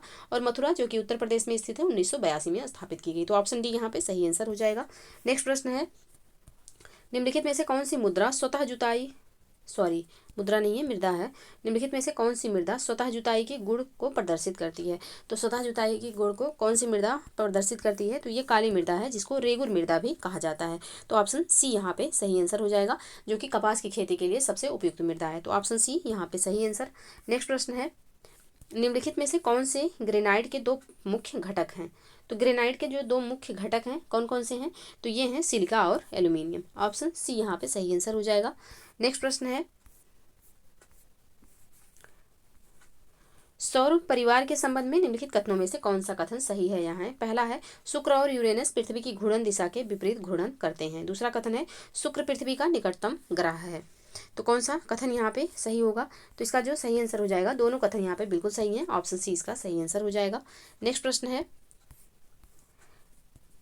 भारत के निम्नलिखित स्थानों पर विचार कीजिए। पहला है ईटानगर, दूसरा है इम्फाल, तीसरा है अगरतला और चौथा है आइजोल। सब जो है ये उत्तर पूर्वी जो राज्य हैं उनके यहाँ पे राजधानी दिए हुए हैं। तो यहाँ पे पूछा गया है कि सूर्योदय के समय के हिसाब से उपयुक्त स्थानों का सही अनुक्रम निम्नलिखित में से कौन सा है? तो यहाँ पे इसका अनुक्रम पूछा गया है। तो इसका जो अनुक्रम हो जाएगा, सबसे पहले यहाँ पे पूर्व से पश्चिम का जो अनुक्रम होगा, सबसे पहले होगा इम्फाल, यानी कि जो मणिपुर की राजधानी है, इम्फाल में सबसे पहले सूर्योदय होगा। फिर जो है ईटानगर जो कि अरुणाचल प्रदेश की राजधानी है। फिर हो जाएगा यहाँ पे आइजोल जो कि मिजोरम की राजधानी है। और यहाँ पे सबसे लास्ट में आएगा त्रिपुरा जो कि अगरतला जो कि त्रिपुरा की राजधानी है। तो इसका जो सही सीक्वेंस हो जाएगा यह हो जाएगा 2-1 2-1 4-3। तो ऑप्शन बी में है, ऑप्शन बी यहाँ पे सही आंसर हो जाएगा। नेक्स्ट प्रश्न है, एक मिनट, यहाँ पे आप लोग कंफ्यूज मत होइएगा क्योंकि देखिए यहाँ पे राजधानी दिया हुआ है। वैसे तो देखा जाता है कि जो अरुणाचल प्रदेश है वहाँ सबसे पहले सूर्योदय होता है, लेकिन यहाँ पे राजधानी दिया हुआ है। अब जो जरूरी थोड़ा ना है कि किसी राज्य की जो राजधानी है वो एकदम उसके बॉर्डर पर ही स्थित हो। राजधानी क्या होता है, कभी कभी एकदम पश्चिम राज्य के एकदम पश्चिमी भाग में स्थित होते हैं। तो यहाँ पे सूर्योदय के जो बेसिस पे यहाँ पे दिया हुआ है ये राजधानी के हिसाब से दिया हुआ है। तो राजधानी के हिसाब से इसका जो सही सीक्वेंस हो जाएगा यह हो जाएगा ऑप्शन बी। नेक्स्ट प्रश्न है,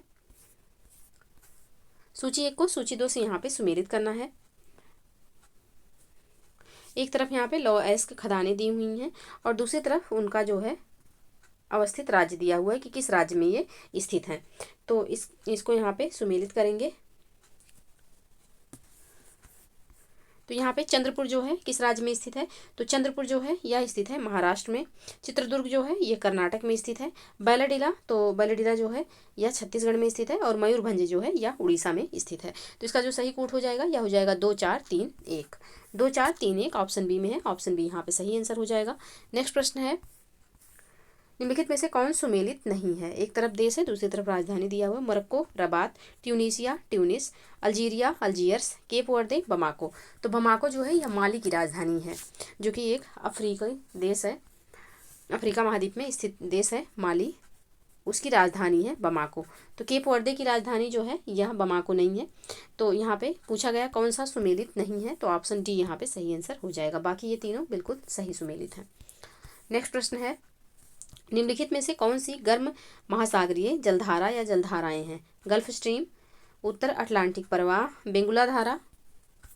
तो इसमें से कौन कौन सी जो हैं गर्म जलधाराएं हैं? तो इसका जो सही आंसर हो जाएगा यह हो जाएगा ऑप्शन डी, यानी कि तीनों जलधाराएं जो हैं ये गर्म है। गल्फ स्ट्रीम भी गर्म है, बेंगुला भी गर्म जलधारा है और उत्तरी अटलांटिक प्रवाह भी यहाँ पे गर्म जलधारा है। तो ऑप्शन डी यहाँ पे सही आंसर हो जाएगा। नेक्स्ट प्रश्न है, अश्व अक्षांश से विषुवत प्रदेश की ओर प्रवाहित अस्थायी हवा को क्या कहते हैं? तो ये हवा जो है ये कहलाती है व्यापारिक पवन या हवा। ऑप्शन बी यहाँ पे सही आंसर हो जाएगा। नेक्स्ट प्रश्न है, निम्नलिखित में से कौन सा सुमेलित नहीं है? जनजाति दिया हुआ है और दूसरी तरफ स्थान दिया हुआ है, कौन सा इसमें सही सुमेलित नहीं है? Pygmy Congo basin, Angami Nagaland, Ainu Japan, Kyrgyz यहाँ पे दिया हुआ है सूडान। तो यहाँ पे पूछा गया है कौन सा सुमेलित नहीं है, तो ऑप्शन डी में जो यहाँ पे किर्गिज सूडान दिया हुआ है सही सुमेलित नहीं है। तो ऑप्शन डी यहाँ पे सही आंसर हो जाएगा। नेक्स्ट प्रश्न है, पूछा गया है कि निम्नलिखित युग्मों में से कौन सुमेलित नहीं है? कौन यहाँ पे सुमेलित नहीं है ये पूछा गया है। बॉइलिंग झील डोमिनिका, 5 फ्लावर झील Mongolia, red lagoon Bolivia, great slave झील कनाडा। तो कौन सा यहाँ पे सही सुमेलित नहीं है? तो इसका जो सही आंसर हो जाएगा यह हो जाएगा ऑप्शन बी, 5 फ्लावर झील जो दिया हुआ है मंगोलिया में स्थित नहीं है। ऑप्शन बी यहाँ पे सही आंसर हो जाएगा। बाकी तीनों सही सुमेलित है। नेक्स्ट प्रश्न है, यहाँ पे सूची 1 को सूची 2 से सुमेलित करना है। एक तरफ यहाँ पे राज्य जैवमंडल नीचे दिया हुआ है, दूसरी तरफ दिया हुआ है राज्य, इनको सुमेलित करना है। तो यहाँ पे नंदा देवी हो जाएगा उत्तराखंड में, नोकरेक हो जाएगा मेघालय, डिब्रू सैखोज हो जाएगा असम, और अगस्तमलाई हो जाएगा केरल तमिलनाडु। तो इसका जो सही कूट होगा यह हो जाएगा 1 3 2 4, 1 3 2 4 ऑप्शन सी में है, तो ऑप्शन सी यहाँ पे सही आंसर हो जाएगा। नेक्स्ट प्रश्न है, निम्नलिखित में से कौन सा यह से कथन सही है। यहाँ है पहला है ओम एनीसी युमलीना नदियाँ साइबेरिया के मैदान में बहती हैं। दूसरा कथन है संसार की सबसे बड़ी झील बैकाल साइबेरिया में स्थित है। तो यहाँ पे कौन सा कथन सही है, तो इसका जो सही आंसर हो जाएगा यह हो जाएगा यहाँ पे पहला कथन सही है, पहला कथन बिल्कुल सही है, जबकि बैकाल जो है यह संसार की सबसे गहरी झील है, ना कि बड़ी झील। तो यहाँ पे जो है दूसरा कथन गलत हो जाएगा, सिर्फ पहला यहाँ पे सही है, तो इसका जो सही आंसर होगा यह हो जाएगा ऑप्शन ए। नेक्स्ट प्रश्न है, भारतीय प्रायद्वीपीय भारत की नदियों की लंबाई को घटते क्रम के अनुसार व्यवस्थित कीजिए। तो यहाँ पे सबसे जो लंबी नदी है सबसे पहले कौन सी है, तो यहाँ पे आएगी सबसे पहले गोदावरी नदी, फिर हो जाएगी कृष्णा नदी, और फिर आएगी नर्मदा, और सबसे लास्ट में कावेरी। तो सबसे यहाँ पे जो इसका कूट होगा यह हो जाएगा 2 3 1 4, 2 3 1 4 ऑप्शन डी में है, तो ऑप्शन डी यहाँ पे सही आंसर हो जाएगा। नेक्स्ट प्रश्न है, निम्नलिखित में से कौन से राष्ट्रीय उद्यान बाघ संरक्षण परियोजना प्रोजेक्ट टाइगर के अंतर्गत शामिल हैं। बांधवगढ़ राष्ट्रीय उद्यान, दाचीगाम राष्ट्रीय उद्यान, सरिस्का वन्यजीव अभ्यारण्य, मानस राष्ट्रीय उद्यान। तो यहाँ पे कौन कौन से जो है ये प्रोजेक्ट टाइगर के तहत शामिल हैं, तो इसका जो सही आंसर हो जाएगा यह हो जाएगा ऑप्शन डी, यानी कि जो दाचीगाम है ये राष्ट्रीय टाइगर प्रोजेक्ट टाइगर के तहत शामिल नहीं है, बाकी के जो 3 हैं यानी कि बांधवगढ़ और सरिस्का और मानस, ये तीनों शामिल हैं। दाचीगाम यहाँ पे शामिल नहीं है। दाचीगाम जो है वन्यजीव अभ्यारण्य कहाँ स्थित है, तो ये स्थित है जम्मू कश्मीर में। नेक्स्ट प्रश्न है, निम्नलिखित पर विचार कीजिए। राइन, वेशर, एल्ब, ओडर, डेन्यूब। जर्मनी की उपयुक्त नदियों में से कौन सी नदियाँ उत्तर की ओर प्रवाहित होती हैं। तो इसमें से कौन कौन सी नदियाँ हैं जो कि उत्तर की ओर प्रवाहित होती हैं, तो यहाँ पे राइन, बेसर, एल्ब और ओदर, ये जो 4 हैं ये उत्तर की तरफ प्रवाहित होती हैं, जबकि डेन्यूब जो है यह दक्षिण की ओर प्रवाहित होती है। तो इसका जो सही आंसर हो जाएगा यह हो जाएगा ऑप्शन सी, ऑप्शन सी यहाँ पे सही आंसर होगा। नेक्स्ट प्रश्न है, निम्न में से कौन से मृदा के घटक हैं। खनिज, ह्यूमस, जल, वायु। कौन कौन से इसमें से मृदा के घटक हैं, तो ये यहाँ पे चारों जो हैं मृदा के घटक हो जाएंगे, तो ऑप्शन डी यहाँ पे सही आंसर होगा। नेक्स्ट प्रश्न है, भारत शासन अधिनियम 1919 के संदर्भ में निम्नलिखित कथनों पर विचार कीजिए। यहाँ पे कथन दिए हुए हैं, इन पर विचार करना है। तो प्रांतों की कार्यकारिणी सरकार में द्वैध शासन की स्थापना। दूसरा कथन है मुसलमानों के लिए पृथक सांप्रदायिक निर्वाचन मंडल, और तीसरा कथन है केंद्र द्वारा प्रांतों को विधायी शक्ति का हस्तांतरण। तो यहाँ पे कौन कौन से कथन भारत शासन अधिनियम 1919 के बारे में सही हैं, तो इसका जो सही आंसर हो जाएगा यह हो जाएगा ऑप्शन सी, यानी कि पहला एवं तीसरा यहाँ पे सही है, ऑप्शन सी यहाँ पे सही आंसर हो जाएगा। दूसरा यहाँ पे सही नहीं है, क्योंकि मुसलमानों के लिए पृथक सांप्रदायिक निर्वाचक मंडल की स्थापना जो है मार्ले मिंटो अधिनियम में ही कर दी गई थी, तो यहाँ पे दूसरा गलत हो जाएगा, सिर्फ पहला एवं तीसरा यहाँ पे सही है, तो ऑप्शन सी इसका सही आंसर हो जाएगा। नेक्स्ट प्रश्न है, भारतीय संविधान में समाहित किन विशेषताओं के कारण यह एक अनूठा संविधान बन जाता है। लोकतंत्र, संघ, मूल अधिकार, नीति निर्देशक तत्व, किसके कारण ये एक जो है अनूठा संविधान बना, तो ये बना है उपयुक्त सभी के कारण, तो ऑप्शन डी यहाँ पे सही आंसर हो जाएगा। नेक्स्ट प्रश्न है, न्यायिक समीक्षा शब्द से आशय है। तो न्यायिक समीक्षा शब्द से आशय है संसद द्वारा पारित कानून की संवैधानिकता जांचना, ऑप्शन ए यहाँ पे सही आंसर हो जाएगा। नेक्स्ट प्रश्न है, निम्नलिखित कथनों पर विचार कीजिए। पहला कथन है समाज जनित असमानताएं लोगों में उनकी विभिन्न क्षमताओं, प्रतिभा और उनके अलग अलग चयन के कारण पैदा होती है। दूसरा कथन है प्राकृतिक असमानताएं वे होती हैं जो समाज में अवसरों की असमानता होने या किसी समूह के दूसरे के द्वारा शोषण किए जाने से पैदा होती हैं। उपयुक्त में से कौन सा कथन सत्य है यहाँ, तो यहाँ पे इसका जो सही आंसर हो जाएगा यह हो जाएगा ऑप्शन डी, यानी कि ना तो एक और ना ही दो, दोनों में से कोई भी यहाँ पे सत्य नहीं है, ऑप्शन डी यहाँ पे सही आंसर हो जाएगा। क्योंकि यहाँ पे जो पहला कथन दिया हुआ है इसका जो शुद्ध रूप होगा यह होगा कि समाज जनित असमानताओं की नहीं बल्कि प्राकृतिक असमानताओं की बात जो है यह करता है, और प्राकृतिक असमानताओं की यहाँ पे जो दिया हुआ है कि प्राकृतिक असमानताएं वे होती हैं जो समाज में अवसरों की असमानता होने या किसी समूह के दूसरे के द्वारा शोषण किए जाने से पैदा होती हैं। तो यहाँ पे प्राकृतिक असमानताओं की जो विशेषता दी हुई है प्राकृतिक असमानताओं की नहीं है, ये समाज जनित असमानताओं की विशेषता है। तो दोनों में फेरबदल कर दिया गया है, इसलिए दोनों कथन यहाँ पे गलत हैं। तो ऑप्शन डी इसका सही आंसर हो जाएगा। नेक्स्ट प्रश्न है, निम्नलिखित कथनों पर विचार कीजिए। पहला कथन है, जम्मू एवं कश्मीर में 3 राजनीतिक सामाजिक क्षेत्र शामिल हैं, जम्मू, कश्मीर और लद्दाख। दूसरा कथन है, जम्मू क्षेत्र पहाड़ी, तलहटी एवं मैदानी इलाकों का मिश्रण है, जहाँ हिंदू, मुस्लिम और सिख यानी कई धर्म और भाषाओं के लोग रहते हैं। तीसरा कथन है, लद्दाख पर्वतीय इलाका है जहाँ सिर्फ बौद्धों की आबादी है। अब उपयुक्त में से कौन सा कथन सत्य है यहाँ है? तो इसका जो सही आंसर हो जाएगा यह हो जाएगा ऑप्शन बी। पहला एवं दूसरा कथन सही है, तीसरा यहाँ पे सही नहीं है, तो ऑप्शन बी यहाँ पे सही आंसर हो जाएगा। नेक्स्ट प्रश्न है, विधि और स्वाधीनता के बीच सबसे उपयुक्त संबंध को निम्नलिखित में से कौन सा प्रतिबिंबित करता है? तो यहाँ पे किसके द्वारा प्रतिबिंबित किया जाता है? तो यहाँ पे ऑप्शन बी में जो दिया हुआ है, यदि विधि नहीं तो स्वाधीनता भी नहीं, तो ऑप्शन बी यहाँ पे सही आंसर हो जाएगा। नेक्स्ट प्रश्न है,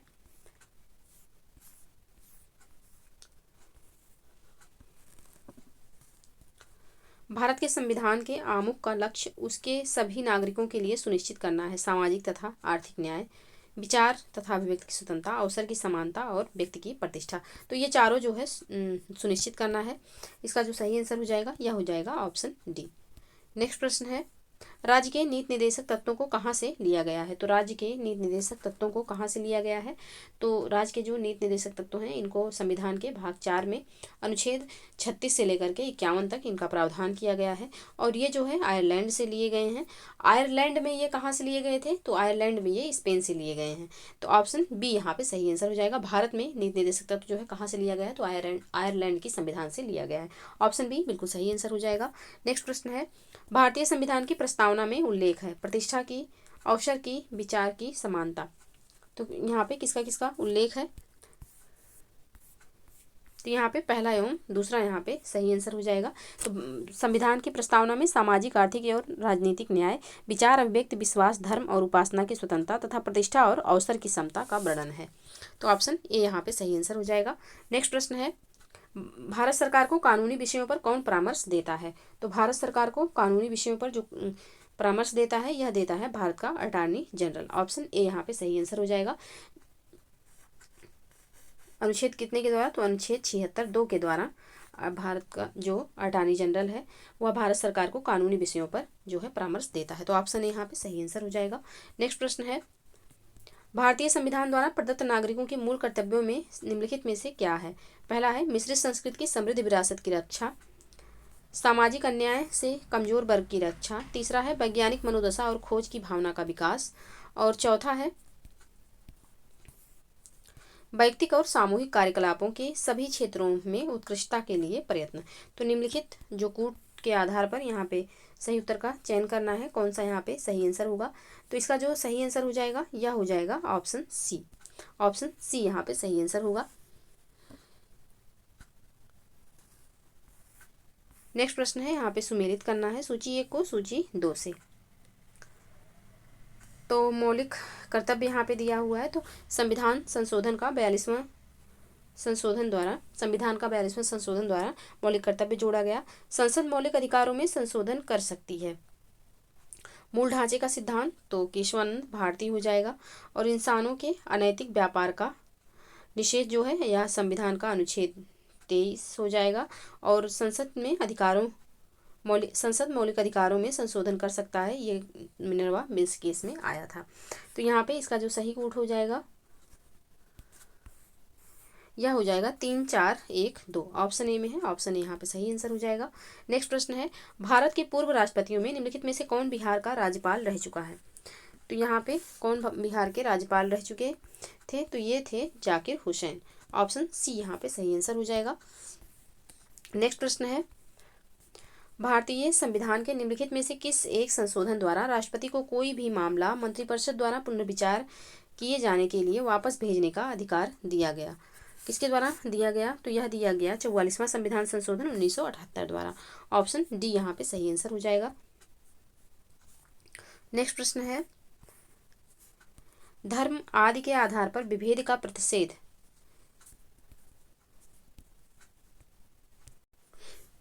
धर्म आदि के आधार पर विभेद का प्रतिषेध भारत के संविधान का अनुच्छेद 15 एक मूल अधिकार है जिसे इसके अधिवर्गीकृत किया जाएगा। तो ये किया जाएगा किसके तहत? तो ये किया जाएगा समता का अधिकार के तहत। ऑप्शन डी यहाँ पे सही आंसर हो जाएगा। नेक्स्ट प्रश्न है, राज्य मानव अधिकार आयोग में सदस्य के रूप में उच्च न्यायालय का कोई आसीन न्यायाधीश या कोई आसीन जिला न्यायाधीश किसके परामर्श के पश्चात नियुक्त किया जा सकता है? तो ये जो है किसके परामर्श के पश्चात जो है नियुक्त किया जाएगा? तो ये नियुक्त किया जाएगा संबंधित राज्य के उच्च न्यायालय के मुख्य न्यायाधीश के परामर्श के अनुसार। ऑप्शन बी यहाँ पे सही आंसर हो जाएगा। नेक्स्ट प्रश्न है, निम्नलिखित कथनों पर विचार कर बताइए कि इनमें से कौन एक सही है। तो यहाँ पे जो दिया हुआ है कि यह मूल अपीलीय और परामर्श संबंधी क्षेत्राधिकार रखता है, तो ऑप्शन डी यहाँ पे सही आंसर हो जाएगा। भारतीय संविधान के अनुच्छेद 131 के तहत सर्वोच्च न्यायालय के मूल क्षेत्राधिकार, अनुच्छेद 132 के तहत जो है 132 से 136 के तहत अपीलीय क्षेत्राधिकार तथा अनुच्छेद 143 के तहत परामर्श संबंधी क्षेत्राधिकार का विवरण है। तो ऑप्शन डी यहाँ पे सही आंसर हो जाएगा। नेक्स्ट प्रश्न है, सामान्य वित्तीय विधायन में चरण शामिल है। कौन कौन से चरण यहाँ पे शामिल हैं? बजट का प्रस्तुतिकरण, बजट पर चर्चा, विनियोग विधेयक को पारित करना, लेखानुदान। तो कौन कौन सा यहाँ पे शामिल है? तो इसका जो सही आंसर हो जाएगा यह हो जाएगा ऑप्शन डी। ऑप्शन डी यहाँ पे सही आंसर होगा। यानी कि कौन कौन सा यहाँ पे शामिल है? तो बजट का प्रस्तुतिकरण हो जाएगा, बजट पर बहस हो जाएगा, विनियोग विधेयक को पारित करना और साथ ही वित्त विधेयक को पारित करना, ये यहाँ पे शामिल है। चौथा पॉइंट यहाँ पे शामिल नहीं होगा, तो ऑप्शन डी यहाँ पे सही आंसर होगा। नेक्स्ट प्रश्न है, भारतीय प्रशासनिक सेवा और भारतीय पुलिस सेवा को समाप्त करने की सिफारिश किसने की थी? तो ये जो सिफारिश की गई थी ये की गई थी राजमन्नार आयोग के द्वारा। ऑप्शन डी यहाँ पे सही आंसर हो जाएगा। भारतीय प्रशासनिक सेवा और भारतीय पुलिस सेवा को समाप्त करने की सिफारिश जो है यह राजमन्नार आयोग के द्वारा की गई। ऑप्शन डी यहाँ पे सही आंसर होगा। नेक्स्ट प्रश्न है, निम्नलिखित करों में से किसके अंतर्गत व्यक्ति द्वारा देय पूर्ण धनराशि संविधान द्वारा सीमित कर दी गई है? तो ये सीमित कर दी गई किसके द्वारा? तो ये व्यापार, व्यवसाय एवं वृत्ति कर द्वारा सीमित कर दी गई। ऑप्शन डी यहाँ पे सही आंसर हो जाएगा। नेक्स्ट प्रश्न है, निम्नलिखित राज्य संघ शासित क्षेत्र के समूह में से किसकी लोकसभा में केवल एक सीट है? तो यहाँ पे लोकसभा में केवल एक सीट किसकी है? तो ये हो जाएगी चंडीगढ़, सिक्किम और मिजोरम की। ऑप्शन डी यहाँ पे सही आंसर होगा। नेक्स्ट प्रश्न है, संघ लोक सेवा आयोग राज्य की आवश्यकताओं की पूर्ति के लिए सहमत हो सकता है? तो राज्यपाल की मांग और राष्ट्रपति की सनस्तुति पर। ऑप्शन डी यहाँ पे सही आंसर हो जाएगा। नेक्स्ट प्रश्न है, निम्न विधेयकों में से किस एक का भारतीय संसद के दोनों सदनों द्वारा अलग अलग विशेष बहुमत से पारित होना आवश्यक है? किसका यहाँ पे अलग अलग पारित होना आवश्यक है? तो यहाँ पे संविधान संशोधन विधेयक का अलग अलग पारित होना यहाँ पे आवश्यक हो जाएगा। तो ऑप्शन डी यहाँ पे सही आंसर होगा। नेक्स्ट प्रश्न है, कॉपर के बर्तनों को लंबे समय तक नम वायु में खुला रखने पर उन पर एक हल्का हरा पदार्थ जमा हो जाता है। यह हरा पदार्थ निम्नलिखित में से कौन सा होता है? तो ये जो हरा पदार्थ होता है ये होता है आपका कॉपर हाइड्रोक्साइड और कॉपर कार्बोनेट का मिश्रण। तो ऑप्शन सी यहाँ पे सही आंसर हो जाएगा। नेक्स्ट प्रश्न है, निम्नलिखित में से कौन सा लक्षण हृदयघात से संबंधित नहीं है? तो यहाँ पे कौन कौन से लक्षण जो है हृदयघात से संबंधित नहीं है? तो सीने में दर्द होता है, पसीना एवं जी मिचलाना भी होता है और बाह में दर्द एवं झंझनाहट भी रहता है। किसमें? तो हृदयघात यानी कि हार्ट अटैक में। क्या नहीं होता है? तो ये टांगों में दर्द नहीं होता है इसका लक्षण। तो ऑप्शन डी यहाँ पे सही आंसर हो जाएगा। नेक्स्ट प्रश्न है, सूची 1 को सूची 2 से सुमेलित करना है।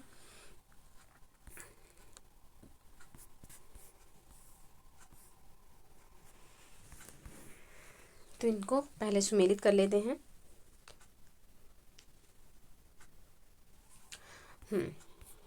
तो यहाँ पे मलेरिया, तो मलेरिया का हो जाएगा प्रोटोजोआ, मलेरिया प्रोटोजोआ। और पोलियो, तो पोलियो का होगा यहाँ पे विषाणु यानी कि वायरस। और फिर हो जाएगा तपेदिक, तो तपेदिक जो है बैक्टीरिया यानी कि जीवाणु के द्वारा। और दाद जो है यह किसके द्वारा? तो ये कवक के द्वारा हो जाएगा। तो इसका जो सही कूट होगा यह हो जाएगा 4 3 2 1, 4 3 2 1 इसका सही कूट होगा, तो ऑप्शन ए में है, ऑप्शन ए इसका सही आंसर हो जाएगा।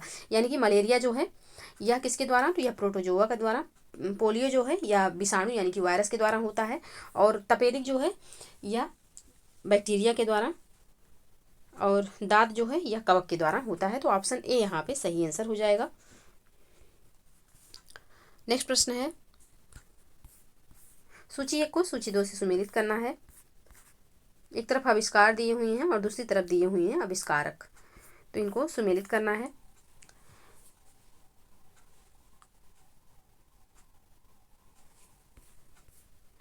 तो यहाँ पे कोशिका की खोज किसने की, तो कोशिका की जो खोज की गई यह रॉबर्ट हुक के द्वारा की गई। और सर्वप्रथम तालाब के जल में स्वतंत्र रूप से जीवित कोशिकाओं की खोज किसके द्वारा की गई, तो ये खोज की गई ल्यूबेनहाक के द्वारा। केंद्रक की खोज की गई किसके द्वारा, तो रॉबर्ट ब्राउन के द्वारा की गई केंद्रक की खोज। और ब्लैक रिएक्शन जो है विधि की खोज किसके द्वारा, तो कैमिलो गाल्जी के द्वारा की गई। तो इसका जो सही कूट हो जाएगा यह हो जाएगा 4 2 1 3। 4 2 1 3 किस ऑप्शन में है, तो ये हो जाएगा आपका 4 2 1 3 ऑप्शन बी में है, तो ऑप्शन बी इसका सही आंसर होगा। नेक्स्ट प्रश्न है, निम्नलिखित कथनों पर विचार कीजिए। पहला कथन है टिंचर आयोडीन और अल्कोहल का विलयन होता है। दूसरा है वात युक्त पेय में कार्बन डाइऑक्साइड घुली होती है। अब यहाँ पे उपयुक्त कथनों में से कौन सा कथन सही है, तो दोनों कथन यहाँ पे बिल्कुल सही हो जाएंगे, ऑप्शन सी इसका सही आंसर होगा। नेक्स्ट प्रश्न है, ब्राइट्स रोग शरीर के किस भाग को प्रभावित करता है, तो ब्राइट रोग जो है यह शरीर के गुर्दे को प्रभावित करता है, ऑप्शन गुर्दा यानी कि किडनी को, ऑप्शन ए यहाँ पे सही आंसर हो जाएगा। तो ब्राइट्स रोग को यूरेमिया भी कहते हैं तथा यह शरीर में गुर्दे या वृक्क को प्रभावित करता है। इस रोग में वृक्कों की कार्य की गड़बड़ हो जाती है, जिसके परिणाम स्वरूप जो है रुधिर में यूरिया की मात्रा बढ़ जाती है, तो ऑप्शन ए यहाँ पे सही आंसर हो जाएगा। नेक्स्ट प्रश्न है, प्रकाश के परावर्तन के संदर्भ में निम्नलिखित कथनों पर विचार कीजिए। पहला कथन है, इस घटना में आपतन कोण सदैव परावर्तन कोण के बराबर होता है। दूसरा कथन है, आपतित किरण, परावर्तित किरण तथा आपतन बिंदु, खींचा गया विलंब, ये तीनों एक ही तल पर होते हैं। अब उपयुक्त में से कौन सा कथन सही है यहाँ है, तो इसका जो सही आंसर हो जाएगा यह हो जाएगा ऑप्शन सी, यानी कि दोनों कथन बिल्कुल सही हैं, ऑप्शन सी सही आंसर होगा। नेक्स्ट प्रश्न है, सूची 1 को सूची 2 से सुमेलित करना है। तो 5 जून विश्व पर्यावरण दिवस, 1 दिसंबर विश्व एड्स दिवस, 5 सितंबर तो शिक्षक दिवस, और 16 अक्टूबर तो विश्व खाद्य दिवस हो जाएगा। तो इसका जो सही कूट होगा यह हो जाएगा 2 3 4 1, 2 3 4 1 ऑप्शन ए में है, तो ऑप्शन ए यहाँ पे सही आंसर हो जाएगा। नेक्स्ट प्रश्न है, आदर्श ईंधन के बारे में असत्य कथन है। तो आदर्श ईंधन के बारे में कौन सा यहाँ पे असत्य कथन है, यह सस्ता, आसानी से उपलब्ध तथा वाहन योग्य होता है, तो ये कथन सत्य है। यह ऐसी गैसों का अवशेष नहीं छोड़ता जो पर्यावरण को प्रदूषित करें, तो आदर्श ईंधन की भी एक क्वालिटी है। और यह आसानी से जलने वाला तथा इसका उष्मीयमान उच्च होता है, ये भी यहाँ पे शुद्ध है। किसके बारे में, तो आदर्श ईंधन के बारे में। यहाँ पे जो सही नहीं है यह है ऑप्शन डी, इसका उष्मीयमान निम्न तथा ज्वलन ताप अत्यधिक होता है, तो यहाँ पे ऑप्शन डी सही नहीं है, क्योंकि प्रश्न में पूछा गया है कि आदर्श ईंधन के बारे में कौन सा कथन सत्य नहीं है, तो ऑप्शन डी इसका सही आंसर हो जाएगा। नेक्स्ट प्रश्न है, थॉमस एल्वा एडिसन के संबंध में निम्नलिखित कथनों पर विचार कीजिए। पहला कथन है, थॉमस एल्वा एडिसन ब्रिटेन के वैज्ञानिक थे। दूसरा है, थॉमस एल्वा एडिसन ने विद्युत बल्ब, ग्रामोफोन, चलचित्र कैमरा तथा कार्बन प्रेषक का आविष्कार किया था। उपयुक्त में से कौन सा कथन जो है सही है यहाँ है, तो इसका जो सही आंसर हो जाएगा यह हो जाएगा ऑप्शन बी। केवल यहाँ पे दूसरा कथन सही है, पहला सही नहीं है, तो ऑप्शन बी यहाँ पे सही आंसर हो जाएगा, क्योंकि जो थॉमस एल्वा एडिसन थे ये अमेरिका के थे, ना कि ब्रिटेन के, तो ऑप्शन बी यहाँ पे सही आंसर होगा। नेक्स्ट प्रश्न है, निम्नलिखित कथनों पर विचार कीजिए। पहला कथन है, विद्युत सेल उसमें संचित रासायनिक पदार्थों से विद्युत उत्पन्न करता है। दूसरा कथन है, विद्युत सेल में एक सिरा धनात्मक तथा दूसरा ऋणात्मक होता है। तीसरा कथन है, विद्युत स्विच का उपयोग विद्युत धारा के प्रवाह को रोकने या प्रारंभ करने के लिए किया जाता है। उपयुक्त कथनों में से कौन सा कथन सही है यहाँ, तो इसका जो सही आंसर हो जाएगा यह हो जाएगा ऑप्शन डी। तीनों कथन यहाँ पे सही हैं, ऑप्शन डी यहाँ पे सही आंसर होगा। नेक्स्ट प्रश्न है, सूची 1 को सूची 2 से सुमेलित करना है। हड्डियों में उपस्थित यहाँ पे यौगिक, सिरका में उपस्थित अम्ल, और दूध का खट्टा होना, फलों का पकना, तो यहाँ पे इसको सुमेलित करना है। तो हड्डियों में उपस्थित यौगिक, ये हो जाएगा कैल्शियम फास्फेट। सिरका में उपस्थित अम्ल जो हो जाएगा यह हो जाएगा एसिटिक अम्ल। और दूध का खट्टा होना, तो दूध का जो खट्टा होना है ये लैक्टिक एसिड के कारण होता है। और फलों का पकना, तो ये हो जाएगा एथिलीन। तो इसका जो सही कोड होगा यह हो जाएगा 4 3 1 2। 4 3 4 3 1 2 ऑप्शन डी में है, तो ऑप्शन डी यहाँ पे सही आंसर हो जाएगा। नेक्स्ट प्रश्न है, खरपतवार के संबंध में निम्नलिखित कथनों पर विचार करें। पहला कथन है, खरपतवार हटाने का सर्वोत्तम उपाय उनके पुष्पण एवं बीज बनने से पहले का होता है। दूसरा कथन है, खरपतवार नाशी के छिड़काव का सर्वोत्तम समय खरपतवार के पुष्पण एवं बीज बनने के बाद का होता है। तो कौन सा कथन यहाँ पे सही है? सही नहीं है। कौन सा कथन यहाँ पे सही नहीं है? तो ऑप्शन बी सही नहीं है, यानी कि जो खरपतवार नाशी डालना चाहिए वो उसमें फूल और बीज ना बने इसके पहले ही डाल देना चाहिए। तो ऑप्शन बी यहाँ पे सही आंसर हो जाएगा। क्योंकि पूछा गया है कौन सा कथन सही नहीं है, तो ऑप्शन बी यहाँ पे गलत है और यही इसका आंसर हो जाएगा। ऑप्शन ए यहाँ पे सही है।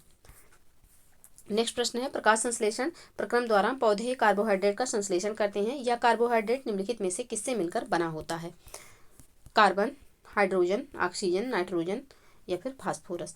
तो दिए गए कोड का प्रयोग करके सही उत्तर का यहाँ पे चयन करना है। तो इसमें जो इसका सही आंसर होगा यह हो जाएगा ऑप्शन बी। ऑप्शन बी यहाँ पे सही आंसर होगा, यानी कि जो कार्बोहाइड्रेट होता है या कार्बन, हाइड्रोजन और ऑक्सीजन से मिलकर बना होता है। तो ऑप्शन बी यहाँ पे सही आंसर हो जाएगा। नेक्स्ट प्रश्न है, निम्नलिखित में से कौन प्रोटीन संश्लेषण से संबंधित है? तो प्रोटीन संश्लेषण जिससे कौन यहाँ पे संबंधित है? तो राइबोसोम यहाँ पे प्रोटीन संश्लेषण से संबंधित है। ऑप्शन ए यहाँ पे सही आंसर हो जाएगा। नेक्स्ट प्रश्न है, सूची 1 को सूची 2 से यहाँ पे सुमेलित करना है। जो पक्षी अपना घोंसला नहीं बनाता कौन है? तो यह है कोयल। कोयल हो जाएगा इसका, ए का हो जाएगा तीसरा। जो जीव अपनी पूंछ त्याग देता है, छिपकली में ये गुण पाया जाता है। सबसे विशाल जीव, तो नीली व्हेल हो जाएगा। और सबसे बुद्धिमान जानवर हो जाएगा चिंपैंजी। तो इसका जो सही कोड होगा यह हो जाएगा 3 1 4 2। 3 1 4 2 ऑप्शन बी में है, तो ऑप्शन बी यहाँ पे सही आंसर हो जाएगा। नेक्स्ट प्रश्न है, निम्नलिखित युग्मों पर विचार कीजिए। पहला है जैव प्रक्रम, शरीर के बाहर ऑक्सीजन को ग्रहण करना और कोशिकीय आवश्यकता के अनुसार खाद्य स्रोत के विघटन में उसका उपयोग। दूसरा कथन है श्वसन, वे सभी प्रक्रम जो सम्मिलित रूप से अनुरक्षण का कार्य करते हैं। उपयुक्त में से कौन सा कथन सही सुमेलित है? तो इसका जो सही आंसर हो जाएगा यह हो जाएगा ऑप्शन डी, यानी कि उपयुक्त में से एक भी कथन यहाँ पे सही सुमेलित नहीं है। तो ऑप्शन डी इसका सही आंसर हो जाएगा। तो यहाँ पे जैव प्रक्रम के बारे में दिया हुआ है, तो वे सभी प्रक्रम जो सम्मिलित रूप से अनुरक्षण का कार्य करते हैं उन्हें जैव प्रक्रम कहते हैं। और श्वसन जो है, तो शरीर के बाहर ऑक्सीजन को ग्रहण करना और कोशिका आवश्यकता के अनुसार खाद्य स्रोतों के विघटन में उसका उपयोग जो है यह श्वसन कहलाता है। तो यहाँ पे ये दोनों कथन जो है, पहला एवं दूसरा दोनों कथन यहाँ पे असत्य हैं, यानी कि गलत हैं। तो इसका जो सही आंसर हो जाएगा यह हो जाएगा ऑप्शन डी। नेक्स्ट प्रश्न है, निम्नलिखित कथनों पर विचार कीजिए। पहला कथन है, पृथ्वी के चारों ओर चंद्रमा की गति अपकेंद्रीय बल के कारण होता है। दूसरा कथन है, चंद्रमा का द्रव्यमान पृथ्वी की अपेक्षा कम है। उपयुक्त कथनों में से कौन सा कथन यहाँ पे सही है? तो इसका जो सही आंसर हो जाएगा यह हो जाएगा ऑप्शन बी। केवल यहाँ पे दूसरा कथन सही है, पहला कथन यहाँ पे गलत है। तो ऑप्शन बी इसका सही आंसर हो जाएगा। क्योंकि जो यहाँ पे दिया हुआ है अपकेंद्रीय बल के कारण होता है, पृथ्वी के चारों ओर चंद्रमा की गति जो है अपकेंद्रीय बल के कारण नहीं अभिकेंद्रीय बल के कारण होता है। तो पहला गलत हो जाएगा, सिर्फ दूसरा सही है। ऑप्शन बी यहाँ पे सही आंसर हो जाएगा। नेक्स्ट प्रश्न है, सूची 1 को सूची 2 से सुमेलित करना है। एक तरफ यहाँ पे शरीर क्रियात्मक प्रक्रम और दूसरी तरफ कोशिकांग दिया हुआ है। तो प्रकाश संश्लेषण जो है इसमें हो जाएगा हरित लवक, हाँ प्रकाश संश्लेषण में हो जाएगा हरित लवक। और खनिज उद्ग्रहण में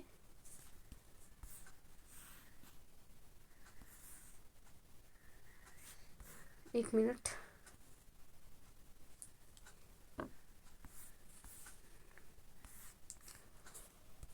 प्रकाश संश्लेषण, हरित लवक, खनिज उद्ग्रहण, जीवद्रव्य, कला।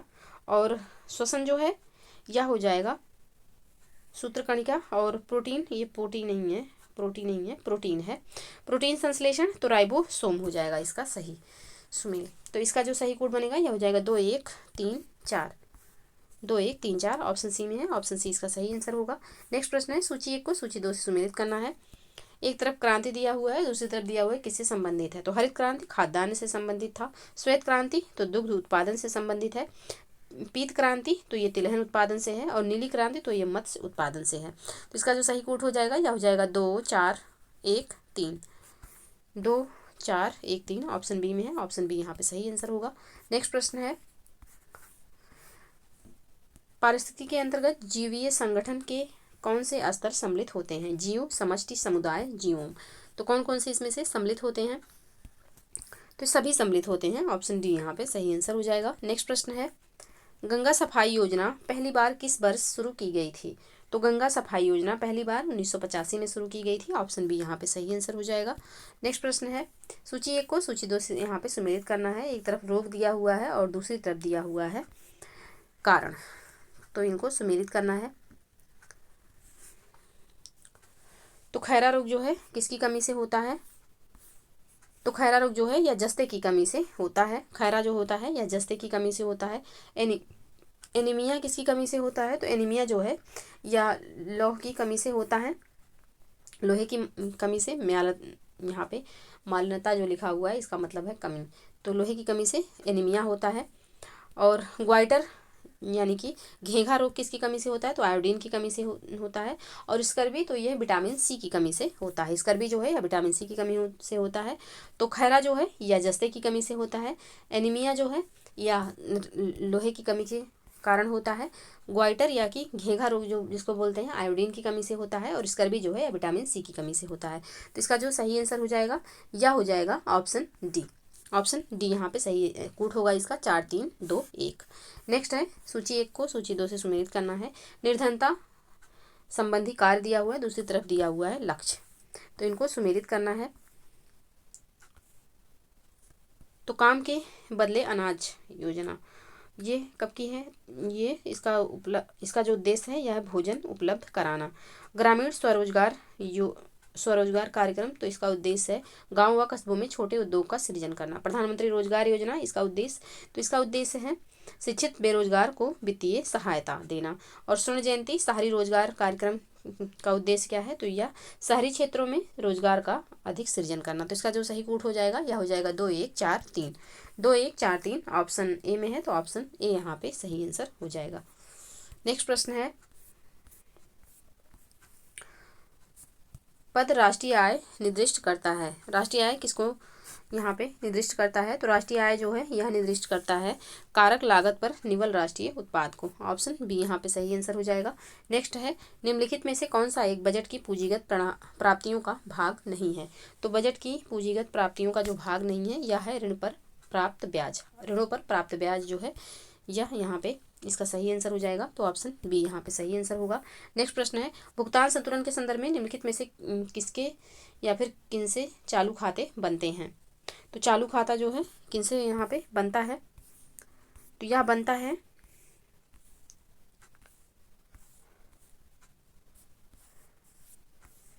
व्यापार संतुलन और आदर्श मदों का संतुलन से।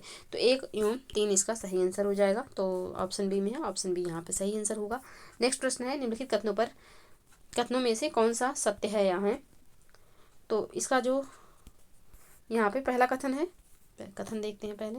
सहायकी यानी कि सब्सिडी वह भुगतान है जो सरकार द्वारा किसी उपभोक्ता को बाजार कीमत की अनुपूर्ति के लिए किया जाता है। दूसरा कथन है, सहायकी में घरेलू उत्पादकों के लिए ऊंची आय कायम रखते हुए उपभोक्ता कीमतों को कम किया जा सकता है। तो कौन सा कथन यहाँ पे सही है। तो इसका जो सही आंसर हो जाएगा यह हो जाएगा ऑप्शन सी। दोनों कथन यहाँ पे बिल्कुल सही है। ऑप्शन सी यहाँ पे सही आंसर होगा। नेक्स्ट प्रश्न है, आर्थिक क्रियाकलापों के अंतर्गत द्वितीय क्षेत्र में सम्मिलित है विनिर्माण, पशुपालन, उत्खनन या फिर वानिकी। तो इसका जो सही आंसर हो जाएगा यह हो जाएगा ऑप्शन ए विनिर्माण। ऑप्शन ए यहाँ पे सही आंसर होगा। तो विभिन्न आर्थिक क्रियाकलापों को 3 प्रमुख क्षेत्रों में यानी कि प्राथमिक, द्वितीयक और तृतीयक में वर्गीकृत किया गया है। प्राथमिक क्षेत्र में जो है इसके अंतर्गत कृषि, वानिकी, पशुपालन, मत्स्य पालन, मुर्गी पालन और खनन एवं उत्खनन शामिल हैं। द्वितीय क्षेत्र में विनिर्माण को शामिल किया गया है, जबकि तृतीय क्षेत्र में सेवाओं को सम्मिलित किया गया है। तो ऑप्शन ए यहाँ पे सही आंसर हो जाएगा। नेक्स्ट प्रश्न है, यदि श्रम पूंजी से सस्ता है तो अधिक श्रम प्रधान विधियों का प्रयोग होगा। और यदि श्रम की अपेक्षा पूंजी सस्ती है तो उत्पादन की अधिक पूंजी प्रधान विधियों का प्रयोग होगा। ऊपर दिया गया विवरण किस प्रकार की अर्थव्यवस्था के बारे में कहा गया है, तो ये जो है किस प्रकार की अर्थव्यवस्था को निरूपित करता है, तो ये निरूपित करता है पूंजीवादी अर्थव्यवस्था के बारे में। तो ऑप्शन सी यहाँ पे सही आंसर हो जाएगा। नेक्स्ट प्रश्न है, निम्नलिखित में से कौन सा विश्व व्यापार संगठन का मुख्य कार्य है। तो विश्व व्यापार संगठन का जो मुख्य कार्य है यह है अंतर्राष्ट्रीय व्यापार को उदार बनाना। ऑप्शन सी में है, ऑप्शन सी यहाँ पे सही आंसर होगा। नेक्स्ट प्रश्न है, भारतीय रिजर्व बैंक दर पर बैंकों से उधार लेता है उसे निम्नलिखित में से किस नाम से जाना जाता है। तो इसे जो है किस नाम से जाना जाता है, तो इसे जाना जाता है रिवर्स रेपो दर के नाम से। ऑप्शन ए यहाँ पे सही आंसर हो जाएगा। नेक्स्ट प्रश्न है, गोवर्धन योजना के संदर्भ में निम्नलिखित कथनों पर विचार कीजिए। पहला कथन है, यह योजना स्वच्छ भारत मिशन के एक भाग के रूप में लागू की गई है। दूसरा कथन है, सभी ग्राम पंचायत इस योजना के अंतर्गत वित्तीय सहायता प्राप्त करने की पात्रता रखते हैं। उपयुक्त में से कौन सा कथन सही है यहाँ, तो यहाँ पे केवल पहला कथन सही है, दूसरा सही नहीं है, तो ऑप्शन ए यहाँ पे सही आंसर हो जाएगा। नेक्स्ट प्रश्न है, निम्नलिखित में से कौन सा युग्म सुमेलित है। पहला है वन्यजीव संरक्षण अधिनियम 1972, प्रोजेक्ट टाइगर 1973, प्रोजेक्ट एलिफेंट 1992। तो यहाँ पे तीनों बिल्कुल सही सुमेलित हैं, तो ऑप्शन डी यहाँ पे सही आंसर हो जाएगा। नेक्स्ट प्रश्न है, ह्यूमस के संदर्भ में निम्नलिखित कथनों पर विचार कीजिए। पहला कथन है, यह पोषक तत्वों के भंडार के रूप में कार्य करता है। दूसरा कथन है, यह सूक्ष्म जैविक क्रिया के प्रति उच्च प्रतिरोधी होता है। उपयुक्त में से कौन सा कथन सही है यहाँ, तो इसका जो सही आंसर हो जाएगा यह हो जाएगा ऑप्शन सी, यानी कि दोनों कथन यहाँ पे बिल्कुल सही है, ऑप्शन सी यहाँ पे सही आंसर होगा। नेक्स्ट है, यहाँ पे सूची 1 को सूची 2 से सुमेलित करना है। हाँ, सूची 1 को यहाँ पे सूची 2 से सुमेलित करना है। पहली तरफ यहाँ पे सूची 1 में है फसलों के भारतीय संस्थान और दूसरी तरफ है इनकी स्थिति। तो यहाँ पे IIVR ये कहाँ पे स्थित है, तो ये स्थित है वाराणसी में वेजिटेबल वाला, और IIPR यानी कि पल्स वाला तो ये कानपुर में स्थित है, और IISR तो ये जो है स्थित है लखनऊ में, और IIHR तो ये स्थित है बेंगलुरु में। तो इसका जो सही कूट हो जाएगा यह हो जाएगा 3142।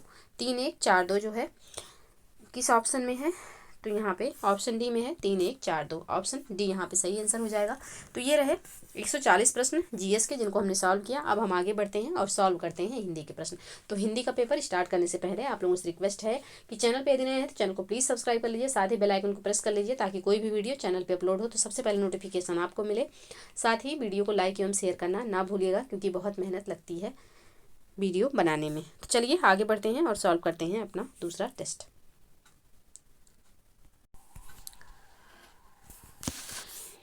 चलिए आगे बढ़ते हैं और ये अपना हिंदी का टेस्ट जो है सॉल्व करते हैं। तो यहाँ पे पहला प्रश्न है, आकाश कुसुम शब्द के लिए उपयुक्त वाक्यांश है। तो आकाश कुसुम के लिए जो उपयुक्त वाक्यांश हो जाएगा यह हो जाएगा, आकाश में फूल खिलने की असंभव बात। ऑप्शन सी यहाँ पे सही आंसर होगा। नेक्स्ट प्रश्न है, निम्नलिखित युग्मों में से कौन सा एक सही सुमेलित नहीं है। किसी पर विजय पाने की इच्छा जिगीसु, किसी को जीतने की चाह जिगीसा, जानने की इच्छा जिज्ञासा, जानने की इच्छा रखने वाला जीजी बिसु। तो कौन सा यहाँ पे सही सुमेलित नहीं है, तो ऑप्शन डी में यहाँ पे जो दिया हुआ है कि जानने की इच्छा रखने वाला जीजी बिसु ये सही नहीं है। जानने की इच्छा रखने वाला जिज्ञासु कहलाता है, जबकि जीजी बिसु जो दिया हुआ है अधिक समय तक जीने का जो इच्छुक होता है उसे जीजी बिसु कहा जाता है। तो ऑप्शन डी यहाँ पे सही आंसर हो जाएगा। बाकी ये तीनों बिल्कुल सही सुमेलित हैं, ऑप्शन डी यहाँ पे सही सुमेलित नहीं है, इसका आंसर हो जाएगा। नेक्स्ट प्रश्न है, वह कथा जो जनसाधारण में प्रचलित हो। वाक्यांश के लिए एक शब्द क्या होगा, तो इसके लिए जो एक शब्द हो जाएगा यह हो जाएगा किंवदंती। ऑप्शन सी यहाँ पे सही आंसर होगा। नेक्स्ट प्रश्न है, जिसने ऋण चुका दिया हो। वाक्यांश है तो एक शब्द है, तो जिसने ऋण चुका दिया हो इस वाक्यांश के लिए एक जो शब्द हो जाएगा यह हो जाएगा ऑप्शन सी उऋण। ऑप्शन सी यहाँ पे बिल्कुल सही आंसर होगा। नेक्स्ट प्रश्न है, हाथ की सफाई के लिए एक शब्द है। हाथ की सफाई के लिए एक शब्द क्या हो जाएगा, तो यह हो जाएगा हस्तलाघव। ऑप्शन ए यहाँ पे सही आंसर होगा। नेक्स्ट प्रश्न है, दत्तचित्त शब्द हेतु उपयुक्त वाक्यांश है। तो दत्तचित्त के लिए जो एक उपयुक्त वाक्यांश हो जाएगा यह हो जाएगा किसी काम को चित्त लगाकर करना। ऑप्शन बी में है, ऑप्शन बी यहाँ पे सही आंसर होगा। जो अपने देश से लगाव रखता हो उसे क्या कहेंगे, तो उसे देश प्रेमी कहेंगे। जो देखने में प्रिय लगे तो इसे कहेंगे प्रियदर्शी। और जो अपनी प्रतिज्ञा पर दृढ़ रहे उसे क्या कहेंगे, तो उसे कहेंगे दृढ़ प्रतिज्ञ। तो ऑप्शन बी यहाँ पे सही आंसर हो जाएगा। नेक्स्ट प्रश्न है हितैषणा के लिए सही वाक्यांश है। तो इसके लिए जो सही वाक्यांश हो जाएगा यह हो जाएगा दूसरों के हित की इच्छा रखना हितैषणा कहलाएगा। ऑप्शन डी यहाँ पे सही आंसर हो जाएगा। नेक्स्ट प्रश्न है निम्नलिखित युग्मों में से कौन सा एक सही सुमेलित नहीं है। पहला है अतिशयोक्ति, बढ़ा चढ़ाकर कहना। यशस्वी, जिसका यश चारों तरफ फैल गया हो। अनुश्रुति, जो पहले कभी सुना नहीं गया हो। और मुमूर्ष, जो मरने का इच्छुक हो। तो कौन सा इसमें से सही सुमेलित नहीं है, तो ऑप्शन सी में जो यहाँ पे अनुश्रित दिया हुआ है कि जो पहले कभी सुना नहीं गया हो, ये यहाँ पे सही नहीं है। क्योंकि जो पहले कभी सुना नहीं गया हो इसके लिए जो एक शब्द होता है यह होता है आश्रुत पूर्व। तो ऑप्शन सी यहाँ पे सही सुमेलित नहीं है, यही इसका आंसर हो जाएगा। नेक्स्ट प्रश्न है किसी काम में दूसरों से आगे बढ़ने की इच्छा के लिए एक शब्द। तो इसके लिए जो एक शब्द होता है यह होता है स्पर्धा, जो कि ऑप्शन सी में है। तो ऑप्शन सी यहाँ पे सही आंसर हो जाएगा। नेक्स्ट प्रश्न है कूपमंडूक के लिए एक वाक्यांश। तो कूपमंडूक के लिए एक वाक्यांश जो हो जाएगा यह हो जाएगा जिसे बाहरी जगत का ज्ञान ना हो। तो ऑप्शन ए यहाँ पे सही आंसर हो जाएगा। बाकी कष्ट सहकर होने वाले कार्य के लिए एक वाक्य जो होता एक शब्द जो होगा यह हो जाएगा दुष्कर। तो ऑप्शन ए यहाँ पे सही आंसर होगा। नेक्स्ट प्रश्न है बड़बड़िया का विलोम है। तो बड़बड़िया का विलोम हो जाएगा गुमसुम। बड़बड़िया यानी कि बहुत ज़्यादा बोलने वाला, और इसका जो विलोम होगा यह हो जाएगा गुमसुम। तो ऑप्शन सी यहाँ पे सही आंसर हो जाएगा। नेक्स्ट प्रश्न है पाहन किसका विलोम शब्द है। कठोर का, कुसुम का, कोमल का या फिर सिख का। तो पाहन जो है यह किसका विलोम शब्द होगा, तो यह विलोम हो जाएगा कुसुम का। पाहन मतलब पत्थर, कुसुम मतलब फूल। तो ऑप्शन बी यहाँ पे सही आंसर हो जाएगा। श्रव्य का विलोम है। तो श्रव्य का विलोम क्या हो जाएगा, तो श्रव्य का जो विलोम होगा यह हो जाएगा दृश्य। ऑप्शन सी यहाँ पे सही आंसर होगा। नेक्स्ट प्रश्न है निम्नलिखित विलोम युग्म में से कौन सा एक सही सुमेलित नहीं है। शब्द है, दूसरी तरफ विलोम दिया हुआ है, तो इसका यहाँ पे पूछा गया है कौन सा एक सही सुमेलित नहीं है। आहर्य का अनाहर्य बिल्कुल सही है। ऐतिहासिक का प्रागैतिहासिक नहीं होगा, ऐतिहासिक का अनैतिहासिक होगा। उपादेय का अनुपादेय बिल्कुल सही है। उल्लास का विषाद भी सही है। पूछा गया है कौन सा सुमेलित नहीं है, तो ऑप्शन बी यहाँ पे सही आंसर हो जाएगा। नेक्स्ट प्रश्न है सदाशय का विलोम है। दुर्भान्य, दुर्बलता, दुराशय या फिर आशय। तो सदाशय का जो विलोम हो जाएगा यह हो जाएगा दुराशय। ऑप्शन सी में है, तो ऑप्शन सी यहाँ पे बिल्कुल सही आंसर होगा। नेक्स्ट प्रश्न है निम्नलिखित में से कौन सा एक संग्रह का सही विलोम है। विसंग्रह, विग्रह, अपरिग्रह या बी एवं सी दोनों। तो इसका जो सही आंसर हो जाएगा यह हो जाएगा डी। जो संग्रह है इसका विलोम जो है विग्रह भी होगा और अपरिग्रह भी होगा। तो ऑप्शन सी ऑप्शन डी यहाँ पे सही आंसर हो जाएगा।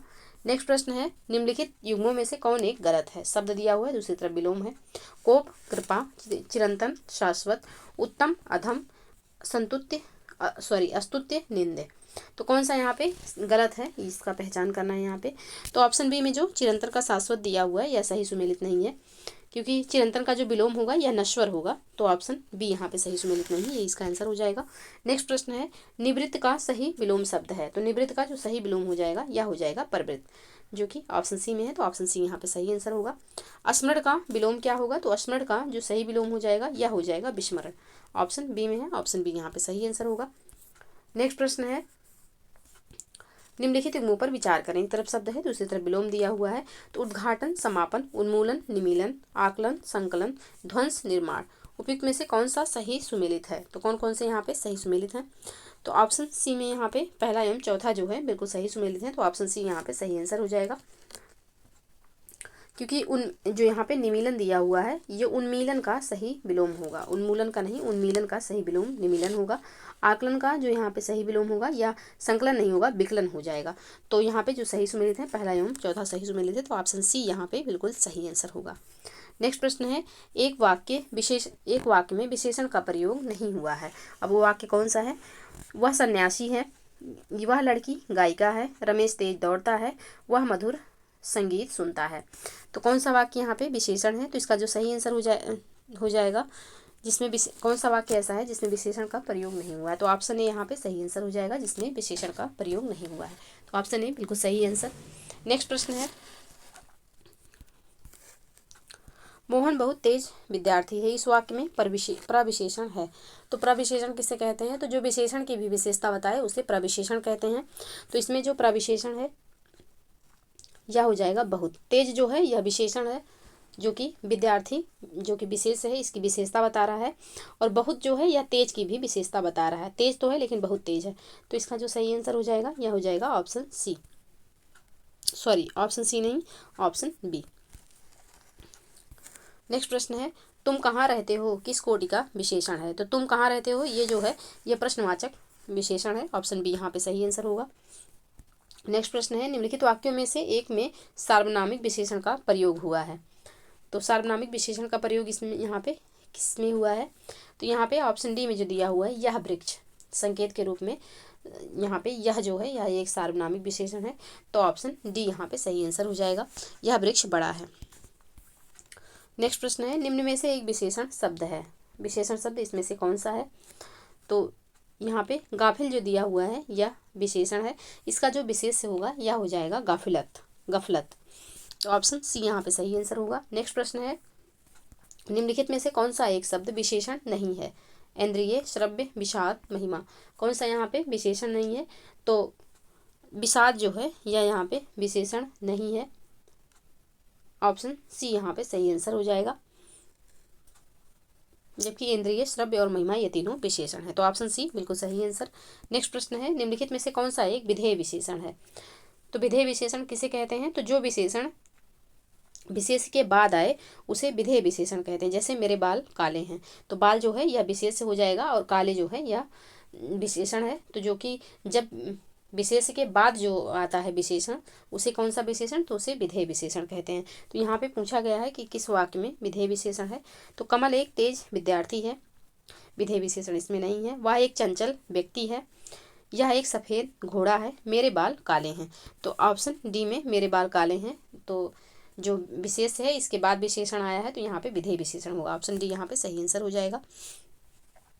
और ये जो सब हैं यानी कि जिसमें विशेष से पहले विशेषण आया हुआ है, इसमें कौन सा विशेषण होगा। तो इसमें विशेष विशेषण हो जाएगा। तो ऑप्शन डी यहाँ पे सही आंसर होगा। नेक्स्ट प्रश्न है, निम्नलिखित विकल्पों में से कौन सा विशेष की दृष्टि से सही है। विशेष यानी कि कौन सा ऐसा विकल्प है जिसमें सभी जो शब्द दिए हुए हैं विशेष ही हैं। तो इसका जो सही आंसर होगा यह हो जाएगा ऑप्शन डी, करुणा, दारिद्र्य और दक्षता, ये तीनों जो दिए हुए हैं ये तीनों विशेष हैं। तो ऑप्शन डी यहाँ पे सही आंसर हो जाएगा। नेक्स्ट प्रश्न है, निम्नलिखित युग्मों में से कौन सही है। पांचवी मंजिल, क्रमवाचक विशेषण, सौगुना बल, आवृत्तिवाचक विशेषण, कुछ लोग, अनिश्चितवाचक, अनिश्चित संख्यावाचक विशेषण, सभी सही सुमेलित हैं। तो यहाँ पे सभी जो है ये तीनों बिल्कुल सही सुमेलित हैं। तो ऑप्शन डी इसका सही आंसर हो जाएगा। नेक्स्ट प्रश्न है, निम्नलिखित विशेष से विशेषण युग्मों में से कौन सही सुमेलित नहीं है। एक तरफ विशेष है, दूसरी तरफ विशेषण दिया हुआ है और पूछा है कि कौन सा सही सुमेलित नहीं है। तो अंक का अंकित बिल्कुल सही सुमेलित है, ऊंचाई का ऊंचा बिल्कुल सही है और उपलब्ध का उपलब्धि भी सही उपलब्ध का उपलब्धि यहाँ पे सही सुमेलित नहीं है, क्योंकि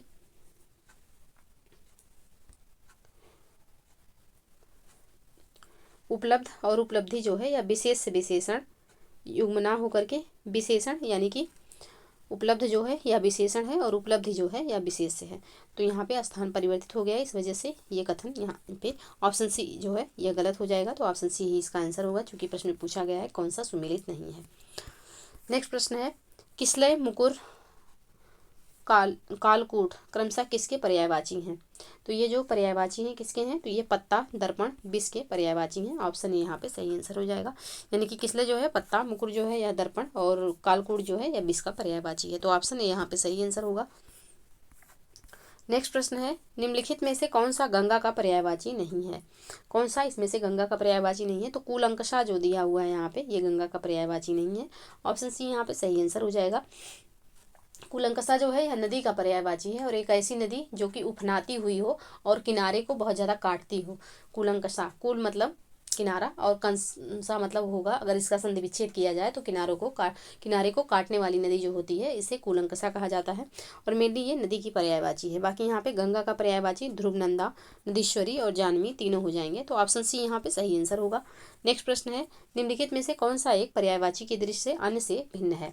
कौन यहाँ पे अन्य से भिन्न है। तो अभिप्राय जो है यह अन्य से भिन्न है। बाकी वांछनीय, अभिप्रेत और अभीष्ट ये तीनों जो है इच्छा के पर्यायवाची हो जाएंगे। बाकी अभिप्राय जो है ये इसका जो ये शब्द है, ये भिन्न अर्थ वाला है, तो ऑप्शन सी यहाँ पे सही आंसर होगा। नेक्स्ट प्रश्न है, याज्ञसेनी किसका पर्यायवाची है?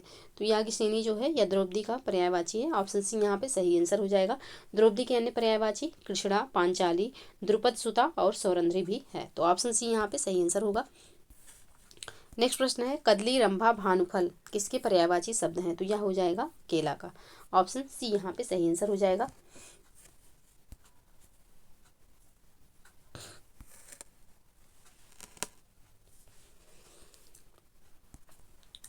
नेक्स्ट प्रश्न है प्रश्न संख्या 36, निम्नलिखित विकल्पों में से कौन सा पर्यायवाची की दृष्टि से शुद्ध है?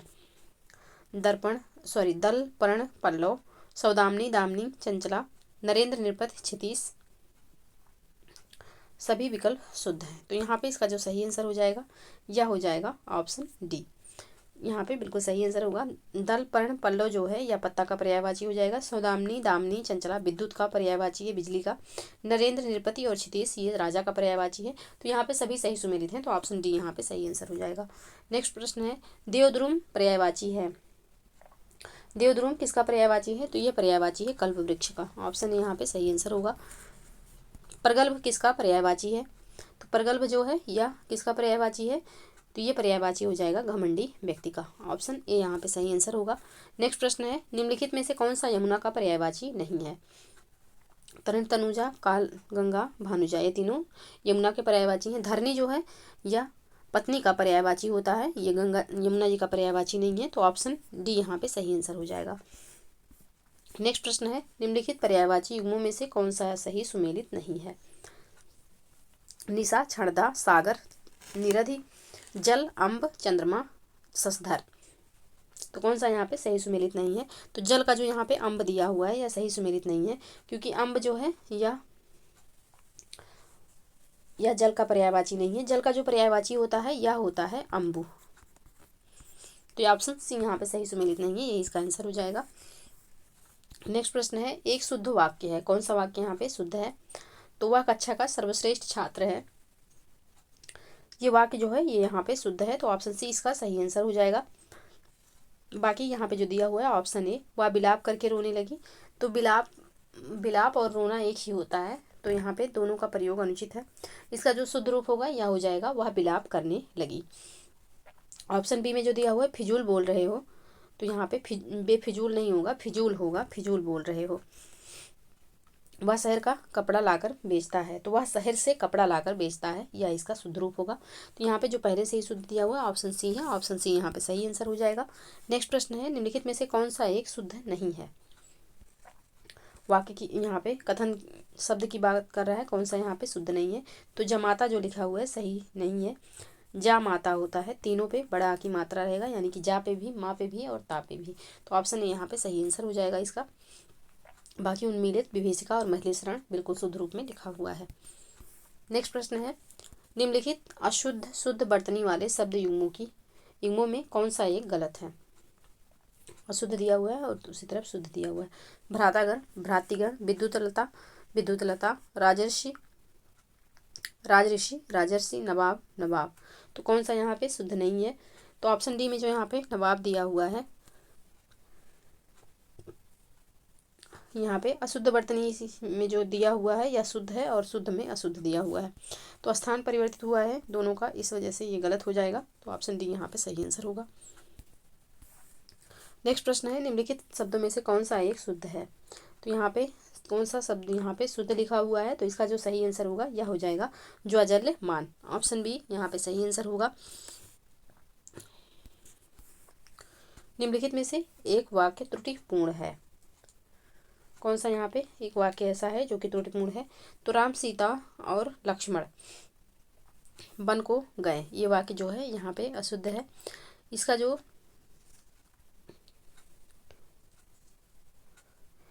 शुद्ध रूप होगा यह होगा राम, सीता और लक्ष्मण बन गए। तो ऑप्शन सी यहाँ पे सही आंसर होगा। बाकी तीनों ऑप्शन बिल्कुल सही दिए हुए हैं।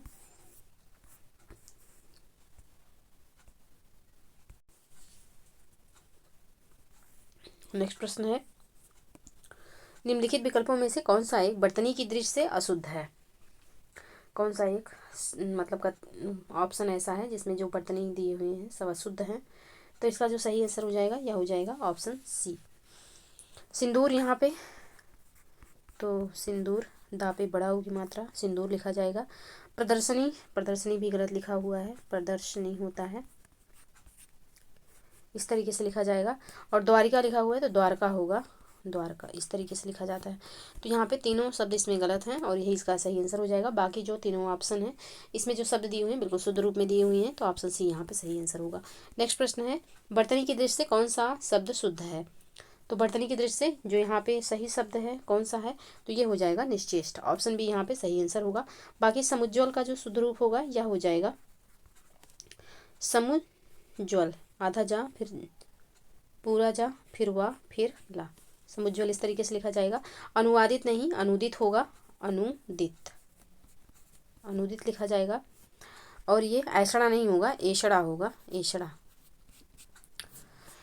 तो ये इनके शुद्ध रूप रहे। बाकी जो पहले से ही शुद्ध रूप में लिखा हुआ है वह है ऑप्शन बी। नेक्स्ट प्रश्न है, निम्न वाक्यों में से कौन सा एक अशुद्ध है? कौन सा वाक्य यहाँ पे ऐसा है जो कि यहाँ पे अशुद्ध है? तो यह भाग्यवान स्त्री है, यह भाग्यवान स्त्री है के स्थान पर यह भाग्यवती है, यह स्त्री भाग्यवती है, यह होना चाहिए था। तो ऑप्शन बी यहाँ पे अशुद्ध है, इसका शुद्ध रूप भी हमने देखा, तो ऑप्शन बी इसका सही आंसर हो जाएगा। बाकी तीनों ऑप्शन बिल्कुल शुद्ध रूप में लिखे हुए हैं। नेक्स्ट है, निम्नलिखित में से कौन एक वाक्य शुद्ध है? कौन सा एक वाक्य ऐसा है जो कि यहाँ पे शुद्ध है? तो ऑप्शन डी में जो यहाँ पे दिया हुआ है कि एक गाय, दो घोड़े और एक बकरी मैदान में चर रही हैं, ये वाक्य जो है ये यहाँ पे शुद्ध है। यानी कि एक गाय, दो घोड़े और एक बकरी मैदान में चर रही है, ये वाक्य यहाँ पे शुद्ध दिया हुआ है, तो ऑप्शन डी इसका सही आंसर हो जाएगा। बाकी यहाँ पे पिताजी सकुशल पूर्वक यहाँ पहुँच गए, तो सकुशल पूर्वक नहीं, सकुशल यहाँ पे पहुँच गए। हल्का सा हवा का झोंका आया, तो हल्का सा नहीं, हवा का हल्का सा झोंका आया, ये यहाँ पे होना चाहिए था। शत्रु पर गोले और तोपों से आक्रमण कर दिया गया, तो शत्रु पर गोले नहीं, गोलों और तोपों से आक्रमण किया गया। तो यहाँ पे जो पहले से ही शुद्ध रूप में दिया हुआ है ऑप्शन डी है, ऑप्शन डी इसका सही आंसर होगा। नेक्स्ट प्रश्न है, निम्नलिखित वाक्यों में से कौन सा एक अशुद्ध है? कौन सा एक वाक्य यहाँ पे अशुद्ध है? तो ऑप्शन ए में जो यहाँ पे दिया हुआ है, मुझे आज मेरी बहन को भोपाल भेजना है, ये वाक्य यहाँ पे अशुद्ध है। इसका शुद्ध रूप होगा, मुझे आज अपनी बहन को भोपाल भेजना है।